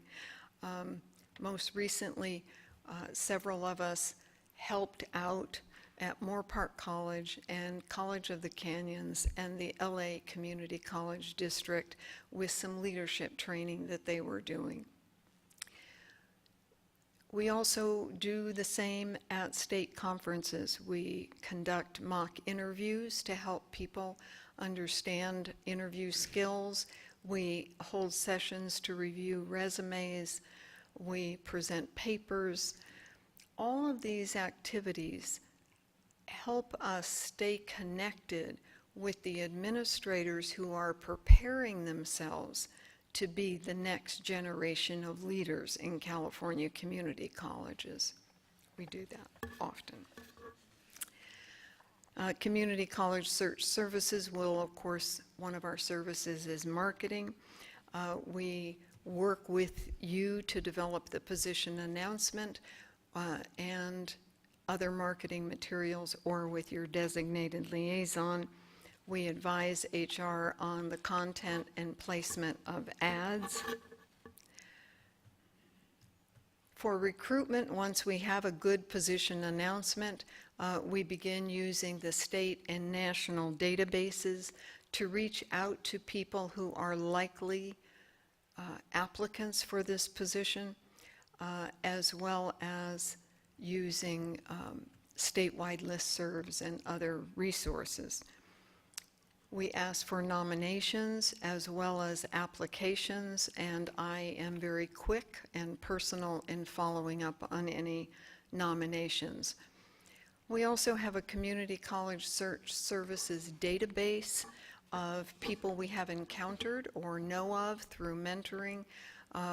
We know who might be interested in a superintendent president position. This is a unique position at an important and large community college, so it will take a unique person to be ready to step up for this challenge. Once we do all of the recruiting and we have a pool, an applicant pool, then the search committee begins their work. Step 1 is to do the paper screening, to review all of the applications and determine who they would like to invite for an interview. We facilitate all committee meetings. We facilitate all processes. We'll bring lots of ideas of how to make that work efficient and actually fun. The committee will then choose people to interview, and we facilitate the interviews. We are really the liaison. I will be the liaison between the college and the candidates. I will do all the phone calling, all of the outreach as necessary. And logistics are important. Dr. Conrad, just a courtesy notice, you have 5 minutes left. Okay, thank you very much. You're welcome. I'll be speedier. So I facilitate all facets of the interview process. The committee then is likely to recommend to you a number of finalists. Once they make that recommendation, we will begin preparing comprehensive reference reports. These reference reports include interviews with references supplied by the candidates, as well as other colleagues who worked with those applicants. We do an internet search, criminal and civil background checks, I personally call all current supervisors to make sure that you have all the information you need when you are ready to do your interviews. I will meet with you if you would like to go over the reference reports so that everything is clear. For the board interviews, which would be the next step, I will facilitate that process to the extent that the board would like me to. All of these services that I've discussed, our fee is $30,000 for this search, and that includes the services I just described, plus all of CCSS expenses that are listed on page 7 of the proposal, my travel, recruiting, cost of marketing, all the fees required for the reference reports, the civil and criminal background checks, and it also includes some optional services. If you would like some coordination help with open forums on campus, if you decide to do that, I'm here to help, and to facilitate site visits if you decide to do that, and to assist in contract negotiations if you would like that help. In addition, our fee of $30,000 includes a guarantee. For the cost of direct expenses only, the board may restart the process at any time, may repeat the process if you're not happy with the outcomes at the level of the finalists, and if you might decide to repeat the process if not satisfied with the superintendent president's performance in the first year. I encourage you to contact references. Community College Search Services has a great reputation, and starting on page 11 of the proposal are a list of references for you to contact and their contact information. Did I make it? You did. Congratulations. Thank you. Okay, we will have 15 minutes, more or less, for questions. Trustee Hilsman. I think Trustee Waugh was first. I'll defer. Oh, thank you, Trustee Hilsman. Just a couple quick questions. So, Dr. Conrad, I know you'll cast the net wide, but what happens if you have interested candidates from outside of California? As you know, California has some unique challenges. California sets the pace for community colleges in many ways. The national recruiting goes very smoothly. We make sure they have any interested candidates have all the information they need. We spend time with them to explain what the challenges are, to explain what we heard in those early discussions with you and with the college about what to expect. Is that what you meant?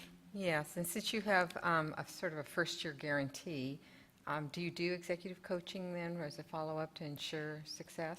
Yes. We help get them ready for the interviews, make sure they know if this is a good fit for them. But I mean, after they've been placed, and you have a first-year guarantee, if Do we do coaching during that first year? We do not, but we would. Okay, thank you. Trustee Hilsman. Yes, I saw in your presentation somewhere, I'm trying to look for it here, that you had placed, your firm had worked with Pasadena City College in the past. Yes. For recruitments. Did you do that personally? Yes, it was at a time, and I'm sorry I don't remember the year, when you sought several vice presidents at the same time, and I led or facilitated 2 of those, and Dr. Eddie Hernandez facilitated the other 2. But that wasn't in the recent past. That was a while ago. 5 years ago. Okay. About 5 years ago. Okay. Thank you. Trustee Osterling. Following up on Trustee Waugh's question, have you had success in recruiting from outside of California, bringing them in to California community colleges, and how have those recruitments worked out compared to placing from within the state? There is success in recruiting. Many, many people outside of California are interested in coming to California because of our system. One of the challenges is encouraging search committees to be very open-minded about out-of-state candidates. There's often some resistance. They won't understand us. We're too complex. So the coaching needs to happen with not only the applicants from out of state, but the committee itself to understand what some of the advantages are. Have we had success? Yes. I don't have any numbers on that, but yeah. Thank you. I have a question. We have a bylaw which provides guidelines for how we go about the presidential search. I don't know if you looked at that. It's rather generic in many ways, so there's a good deal of latitude. Did you look at that? And if you did, is there anything that you think we might have I looked at your board overlooked? policy and your administrative procedure. Well, it's a bylaw. It's a board bylaw on the presidential okay. selection. No, I did not look Yeah, at those. Okay, okay. Well, you have a few minutes left if you'd like to make a closing statement or... This is an outstanding college. You all have done a terrific job with everything you do. You set the pace for this state, and it would be a joy to work with you. Thank you. Thank you very much.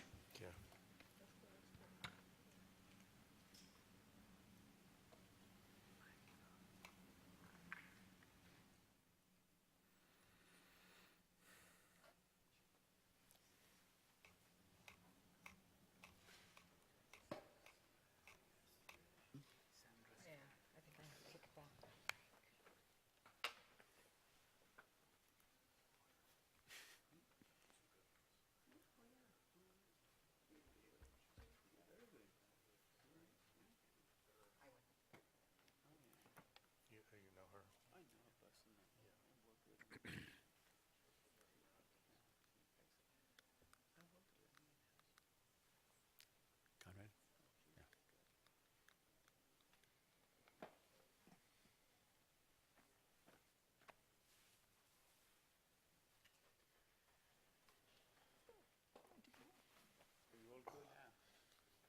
Yeah. Where's the masseuse?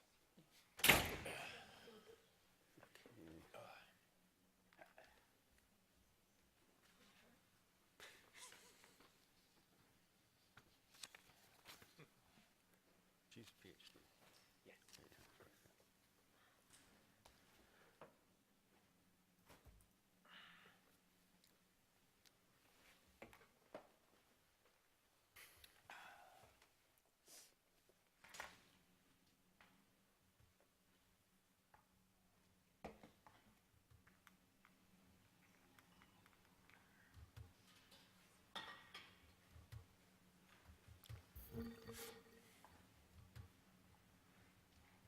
Good evening.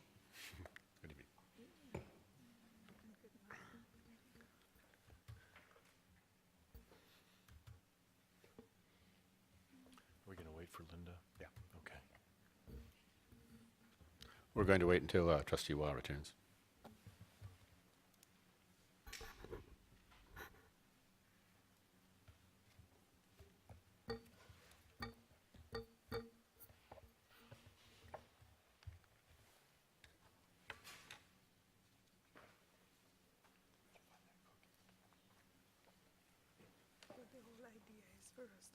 Last of the raisins, you can have my other half if you want.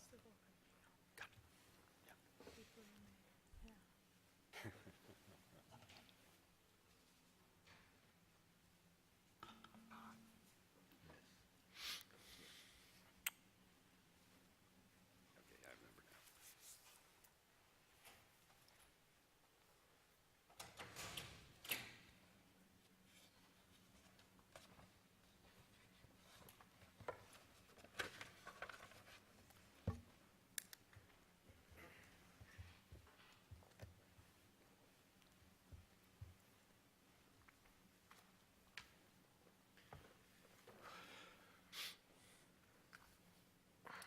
Okay, we will begin now. Ms. Serrano, thank you for coming.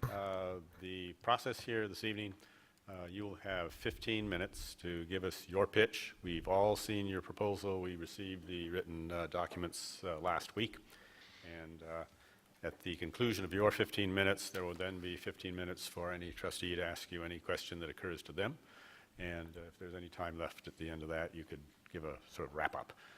But we're not going to be making a selection tonight. Following tonight's meeting, the ad hoc committee of the board, myself, Trustee Osterline, and in the absence of our vice president, immediate past president of the board, Linda Waugh, the three of us will make a phone call to some references. We anticipate that we can make the decision and the selection next Wednesday at our regular board meeting, as long as we can do the reference checks in time. Okay. So you may begin. Trustee Osterline will be the timekeeper. Okay. Well, thank you very much, and hopefully I will indeed stay within the time frame that has been allotted. So I think it's still a good evening, but we are approaching probably good night. So thank you for inviting the Collaborative Brain Trust to make this presentation. I am representing the Collaborative Brain Trust. Patrick McCallum is sorry that he could not be here. He has been affected by the fires in Santa Rosa, having lost a home and also having asked again to leave his current residence, which was not very long-standing considering the fire was just yesterday. So let me begin by providing you a little background about the Collaborative Brain Trust. It was established in 2007. It does involve work across the country, so they are known nationally. The Brain Trust does have 200 consultants that have both the experience and expertise of having served as college presidents, district presidents, and CEOs, chancellors, as well as CEOs and provosts and vice presidents. One of the benefits of the Collaborative Brain Trust, as my experience has been in utilizing their services, is that one really has access to all of the consultants. What's very important is that the consultant that works with Pasadena College is one that is a good partnership and a trusted partnership. So while the proposal does include the description of the services that the the Collaborative Brain Trust provides, and does identify me as a lead consultant, we would like you to know that while I am confident that we would be able to work together, we want to make sure that that relationship is one that will engender trust and collaboration in this important process that Pasadena is going through to select its next CEO. The core services of the Brain Trust are diverse. They do include educational master planning, strategic planning, and enrollment management. There are also leadership development and coaching services that are provided by the Brain Trust, such as conducting the presidential search, becoming involved in the evaluation of the CEO, working with the board to define a process and criteria for the evaluation of the CEO, as well as working with boards in terms of the board self-evaluations. Other components of the core services of CBT include accreditation, budget analysis, and human resources related specifically to compensation for positions, as well as working towards developing an organizational structure. Again, it is important to identify the core values of CBT, and I say that because it's important that your consultant as well as yourselves, that we share core values. These core values include integrity, innovation, quality, collegiality, and a commitment to make the best decision, provide effective services, and make sure that your needs are met. This is not about the consultant and what the consultants think. It's really about what Pasadena City College needs and what the Pasadena area district requires. The CBT team that is being recommended would include me as a team lead. I do have 37 years of experience in higher education, 1 year with the University of California at Berkeley, 8 years with the CSU system, predominantly at California State University, Bakersfield, but I was involved with California State University, Fullerton, for a year as an administrative fellow, working directly with the president of that institution, Jewel Plummer Cobb. I have been recognized by my colleagues system-wide with Harry Buttimer Distinguished Administrative Award. I know you know some of the recipients of that distinguished award. In fact, Dr. Scott has been a recipient of the Harry Buttimer Award. I am also a former president of the board of the chief executive officers of the California Community College, and in that role have certainly come to know many, if not all or most, of the CEOs in the California Community College system, particularly those that you will find today working as consultants, people such as Rocky Young, as well as Bryce Harris, and many others, Diane Van Hook and the like. People I think that you know and respect. And certainly I have enjoyed my relationship with such distinguished colleagues. The other consultant for the group is James Walton. James Walton is a vice president with CBT, and his project role would be predominantly related to contracting and invoicing, as well as quality assurance.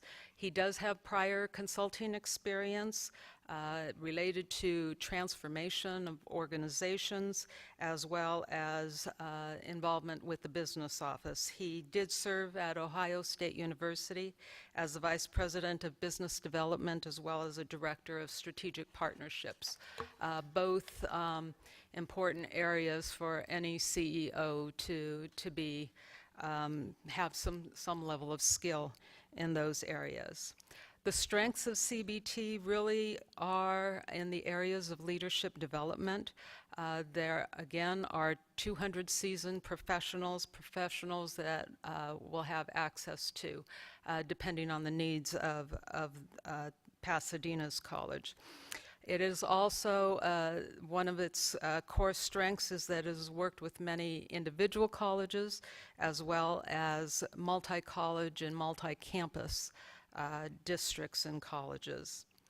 They are familiar and continue to have access to research and carrying out effective practices, both in leadership coaching as well as in conducting searches and related to issues such as student success.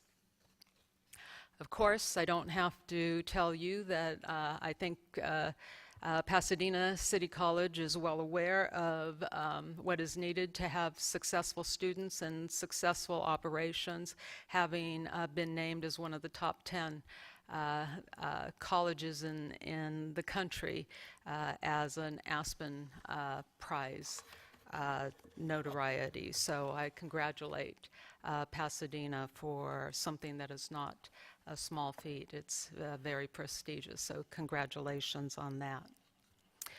With regards to the approach, It's pretty much a four-phase approach that CBT is proposing. Certainly, there's the first phase that includes the supporting of the preparation for new leadership. That means working with the board and key constituents to ensure that we are all aware of the qualifications and characteristics that are going to be needed as Pasadena continues to accelerate its programs related to student success. A second phase is supporting the identification of the candidates. Again, you've heard from 4 other consulting firms. I'm sure we share many of the same contacts throughout the nation. I think we all have similar Rolodexes. But I want you to know that we will reach out to individuals both that we know and have only heard about, and ensure that we are receiving the information that Pasadena City College deems essential to identifying its next leader. In Ms. terms of Serrano? yes. Just a courtesy notice, you have about 4 minutes and 40 Okay. seconds left. I'll get through the last 2 phases. The second part really includes supporting the selection process. I think what I should probably focus on is what's unique in this proposal is what I will call phase 4, and that's leadership coaching. What is being proposed is that in addition to working with Pasadena City College in the screening and the advertising, screening, and selection of the CEO, that the CBT remain on as a coach for anywhere from 12 to 18 months in order to ensure that the transition of the CEO is a successful transition. In preparing for the remarks that I'm here making on behalf of CBT, I want you to know that I have reviewed several documents such as the previous accreditation report, the response to the accreditation, the president letter to the Pasadena City College community about how the accreditation recommendations have been met.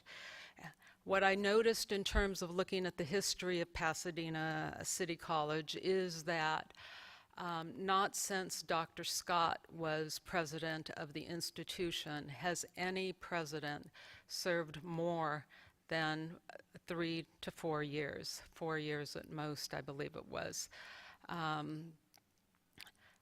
This type of turnover, I think it's something that needs to be addressed and can be addressed by the coaching to assist in the transition, to ensure that the individual is hearing what the board is requesting, what the various constituents see as their needs in serving students and this community, to ensure that success continues to be something that is achieved by Pasadena City College. So I want to really focus on the uniqueness of this proposal as it relates to that.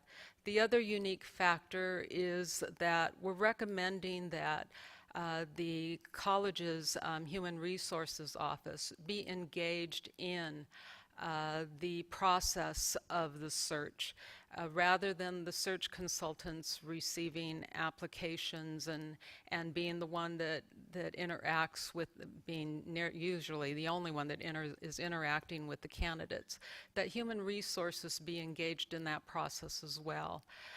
Your Human Resources Office understands the needs of the institution, understands the unique qualities of the institution, and in that way can be of benefit to the board as well in assessing the qualifications and the fit of the new CEO or the applicant CEOs.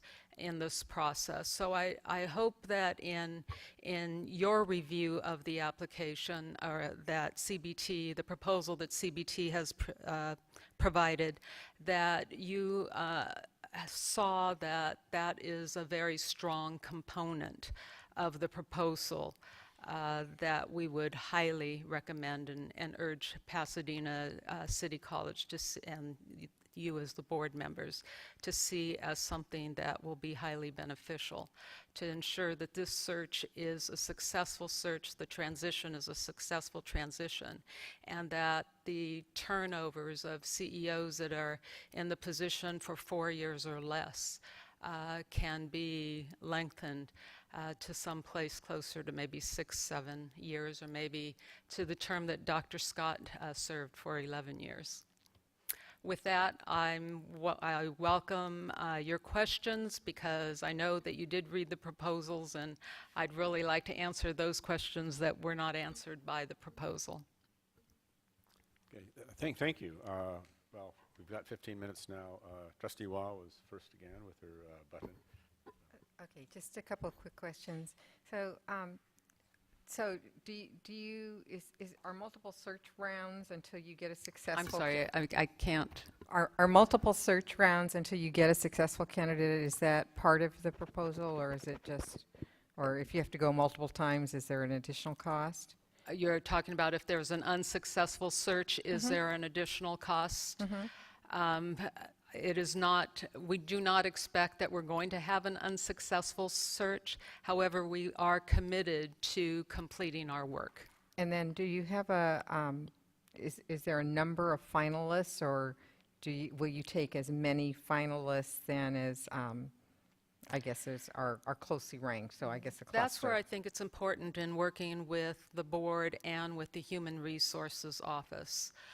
I mean, our pools, the pools across our state tend to be smaller. However, we want to ensure that the candidates that are selected for interviews are meeting the qualifications that have been identified by the board and your key constituents, as well as those in the Human Resources Office and other offices across the college. To that end, we would want to work hand in hand, conducting surveys, interviewing individual board members as well as key constituents, to really identify what it is that you feel Pasadena City College needs in a successful candidate. So there isn't a magic number. I think we need to focus on quality.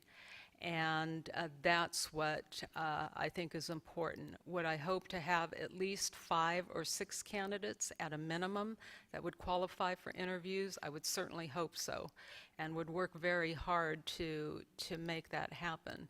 But I would not want to embellish the pool with those that I don't believe would best serve this institution. And as you said, you have over 37 years in the system, so I know you know lots of the people here in the state who could possibly be interested. So what is it that you might find, that you find unique about PCC that you might offer as we're recruiting candidates? What do I find in terms of what's unique about PCCs? Right, that you might talk to candidates, prospective candidates, about why this is a great place to work. Well, certainly I would want to talk about the Aspen Prize and being named one of the top 10 institutions in the nation. That doesn't happen often. And everyone would like to have that as a feather in their cap. And I think that that needs to be part of what is shared in the search.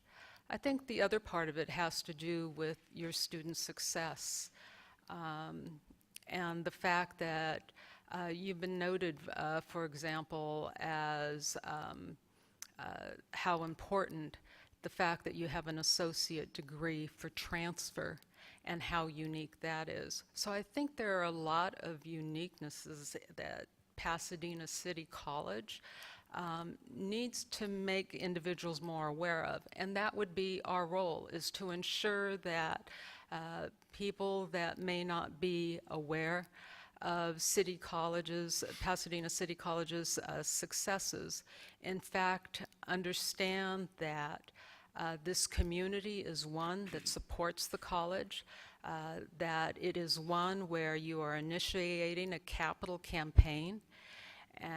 It is also an institution where you have new facilities that have come on board in the last couple of years. That is not happening across our state. And I think that it really sends a message that you have community support, that you have statewide support, and that indeed your students are making progress to degree, to employment, or to transfer to continue their education.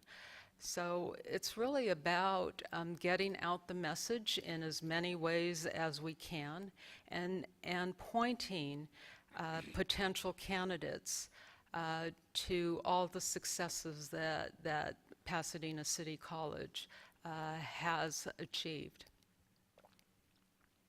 Trustee Hilston. Yes. Well, thank you for your presentation, and I think you've touched on a number of the points that are very important to our board in this process.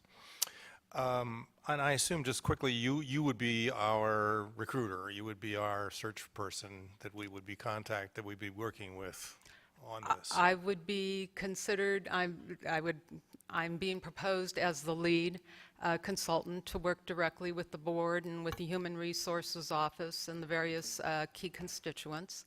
I want to make sure there's a fit, and I know you want to make sure that there's a fit. And we also have access to other consultants that can come in, and maybe they're stronger in an area, depending on what you identify as the needs. Great. The other thing was, and I think you probably answered some of my questions, but your fee proposal is somewhat higher than some of the others we've seen. And I think that what you're saying is that the additional services that you're providing in terms of executive coaching, and let me just drill down a second on that. It's a $5,000 a month retainer for a period of 12 months. This is the first time I've been through this process, but I know it can be lengthy. So if we go beyond the 12 months, then are we going to be retaining you for that additional time at this rate? How does that work? So what is being proposed is, I think in terms of the search process for a candidate, that cost is estimated closer to about $25,000. Yes, it is identified as approximately $5,000 a month for any engagement of between 12 and 18 months. In terms of the onboarding, that is the unique part, and that is something that would continue past the search process. Okay. And it is highly recommended that be engaged for the reason that I shared in terms of the tenure.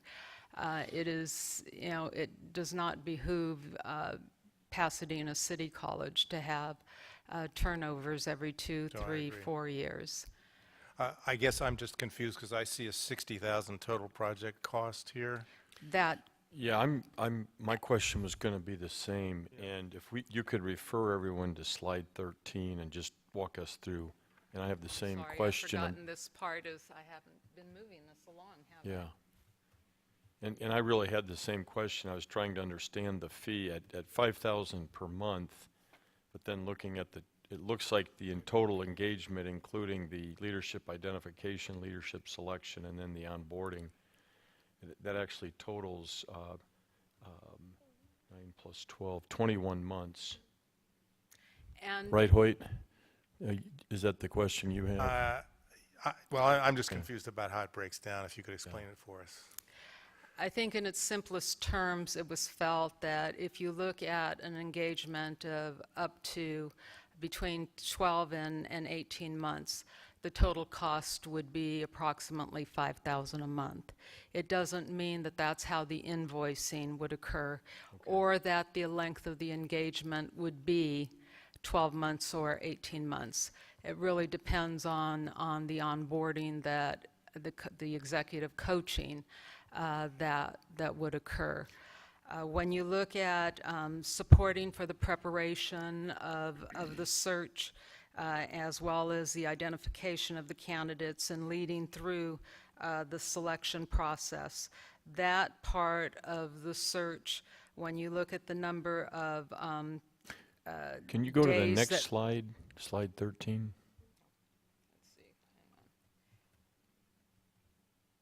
This one Right does there, not that one. show me which, is Yeah. this the one you're talking about? That's Yes. the slide, yeah. So I want you to know that I too, when I looked at that, total project cost 60,000. That's projected at, based on the highest level of need and engagement, which is predominantly related to the executive coaching. Right, and my specific question is, it says 5,000 per month, and then it identifies 90 days, 180 days, and then another 12 months, and that would be 21 months. So is this a fixed cost of 60,000, or is it an open tab of 5,000 per month times perhaps 21 months? That's the maximum that could possibly occur. The first 90 days are also part of the first 180 days. It's just another phase of the search process. So those overlap. So those overlap. But then the executive with coaching is another 12 months after that. It could be. Right. So that would be 18 months if it lays out that way. If it lays out that way, At yes. 5,000 per month. Would be the average, yes. Okay, so that would be more than the It's 60,000. not how it's invoiced, and it's not necessarily how, it's not necessarily the amount. That's what we see as the highest amount. Allow me to ask my question this way, same topic. It would cost approximately $30,000 to get from the point of when we begin the assignment until we select, until we have a president selected. We anticipate that would be 6 months. We estimated that it would be about between 25 and 30,000 Okay. for the screening process. Yes, okay. If, and any additional, that's for the add-on after there's a selection. That would be for the phase that we are recommending as a unique part of the proposal, which is the executive coaching, to ensure that there is an onboarding process that will address the issues of high turnovers or quick turnovers in executive leadership. Yes. Thank you. Trustee Follow Martin? up on the same topic, and Dr. Salvage pretty much summarized it the way I heard you present it. So recently the board has engaged in a board coach to help us in some of our general being better board individuals, and we are pleased to say it was Bryce Harris who's come in and done some help for us. And we had discussed the idea of having a similar, Bryce or somebody similar, being a coach that would help the board and the new selection through this process. So we were thinking conceptually quite parallel to the way you're presenting this.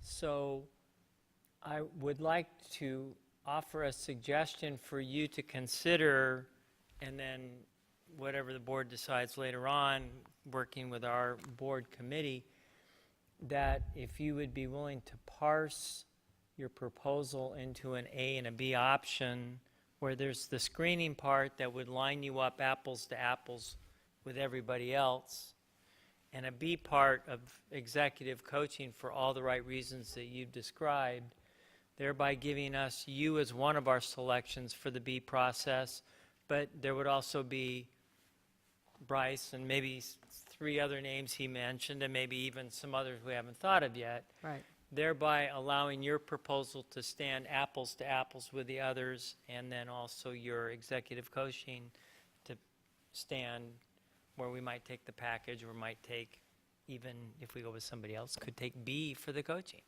So that would be probably something you have to talk to people, your people and our executive committee could talk about that. But seems like that would be a better alignment for everybody concerned to accomplish both the goals that I think we've already identified need, and you're presenting. And what we were trying to present, using your analogy of apples to apples, is that we were presenting a package that is more like a candied apple. One that will actually work on an area that we believe would be essential to addressing the turnover rates and ensuring that a long-term chief executive is found as a result of this search process. So I hear what you're saying, which is why I wanted to share with you that really saw this as four phases, the last one being the executive coaching. And while to say total project cost is $60,000, it's not necessarily the bottom line. It could be less and it could be more. But I will take your request back and see if we can have something turned over within the next, probably the next 24 to 48 hours. Yeah, that was. Because we do see that the screening process itself does align with the other proposals that were presented, and in fact may be even a little less. I think what's throwing off one's thought about what the costs are has to do with saying, well, if you look at an average of $5,000 a month, then it ends up being more that way. Yeah, I mean, I think we do understand the value added very much, and it's just we're going to need a little more specificity so we can get our heads around it, and we will need it certainly by the beginning of next week, certainly, at least, so we can, because we have to make a decision on Wednesday. Again, I'm going to hope to be able to have something turned around by tomorrow. Perfect. And if not tomorrow, I think I can guarantee by Monday. But because it is easily broken down, as Patrick and I were talking about that 60,000 number and the 5,000, we were estimating that the cost of the screening process was indeed, under this proposal, less than $30,000, which many of the other proposals had come in around that amount.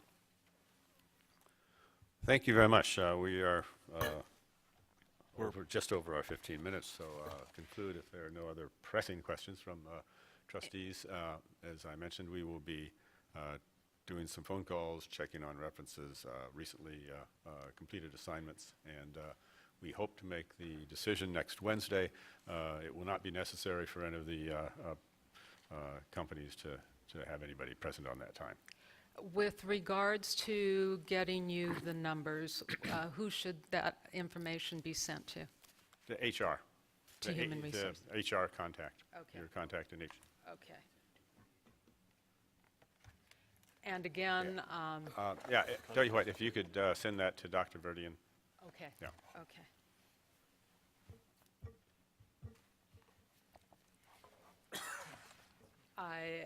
Monday at the latest, I hope sooner. Yes, that'll be fine. Okay. Thank you. Again, I thank you for this opportunity. I certainly have always enjoyed working with Dr. Scott and Dr. Verdian. You've hired wonderful people. We just want to make sure that they stay around a long time. We do too. Thank you very much for the evening, the opportunity. Thank you. Okay, the next item on the agenda. Excuse me, I am parked not in the lot, but across the street. Am I safe to? Well, thank you, Eric. Martin, you're a gentleman. We know him. We know where he lives. Martin, get to know him. Thank you. Excellent, excellent. Okay, an announcement, proposed future board business meeting dates. There was a schedule which I don't think has changed since the last one. ask, I mean, if you would consider that, given that you had a retreat last Saturday, you had a meeting today, you're going to have another meeting on Wednesday of next week. We were going to suggest to you, would it be okay with you if you don't meet on November 1st? Because we do not think we will have any pressing item that we need to bring to you on November 1st. I would move that we cancel the November 1st meeting. Second. All in favor? Aye. Carries unanimously with Trustee Brown is absent from the room. So our next meeting then is next Wednesday? Yes. And then after that, it will be the 15th of November. Correct. Okay. Proposed future agenda items, there was a list in the agenda package of those items. Are there any questions or? No? Next week, there will be a presentation on the student success scorecard. Okay. I'd like to mention a couple of things. As announcement, the City of Pasadena is having its art night. They do this twice a year. Art night is on Friday, and we have an exceptionally fine visual and performing arts program here at this college, and they're going to have a lot of stuff going on over there at the Center for the Arts. And our football team did an outstanding job on last weekend and ran up the score on 3 wins in a row. three wins now, and it was a record-setting. Since 2010. Yeah. So. Going back to the art night, are all of the PCC involvement in art night going to be on campus, and at what building? Center for the Arts, and there will be a food truck outside. They'll all be Well, right actually, there at the Center for the Arts. And then also we've got exhibit space in building, yeah. Building WV. V, that's right, yeah, right, yes, yeah, the ground floor. We've got a small exhibit there, okay. And also, don't forget, tomorrow we have the superintendents and principals luncheon. You'll all be Yes. there. Right. 11 o'clock on campus. Right. We'll be right by the art building. The Yes. dome, yeah. Yes, okay. Meeting's adjourned. Thank you. Raj?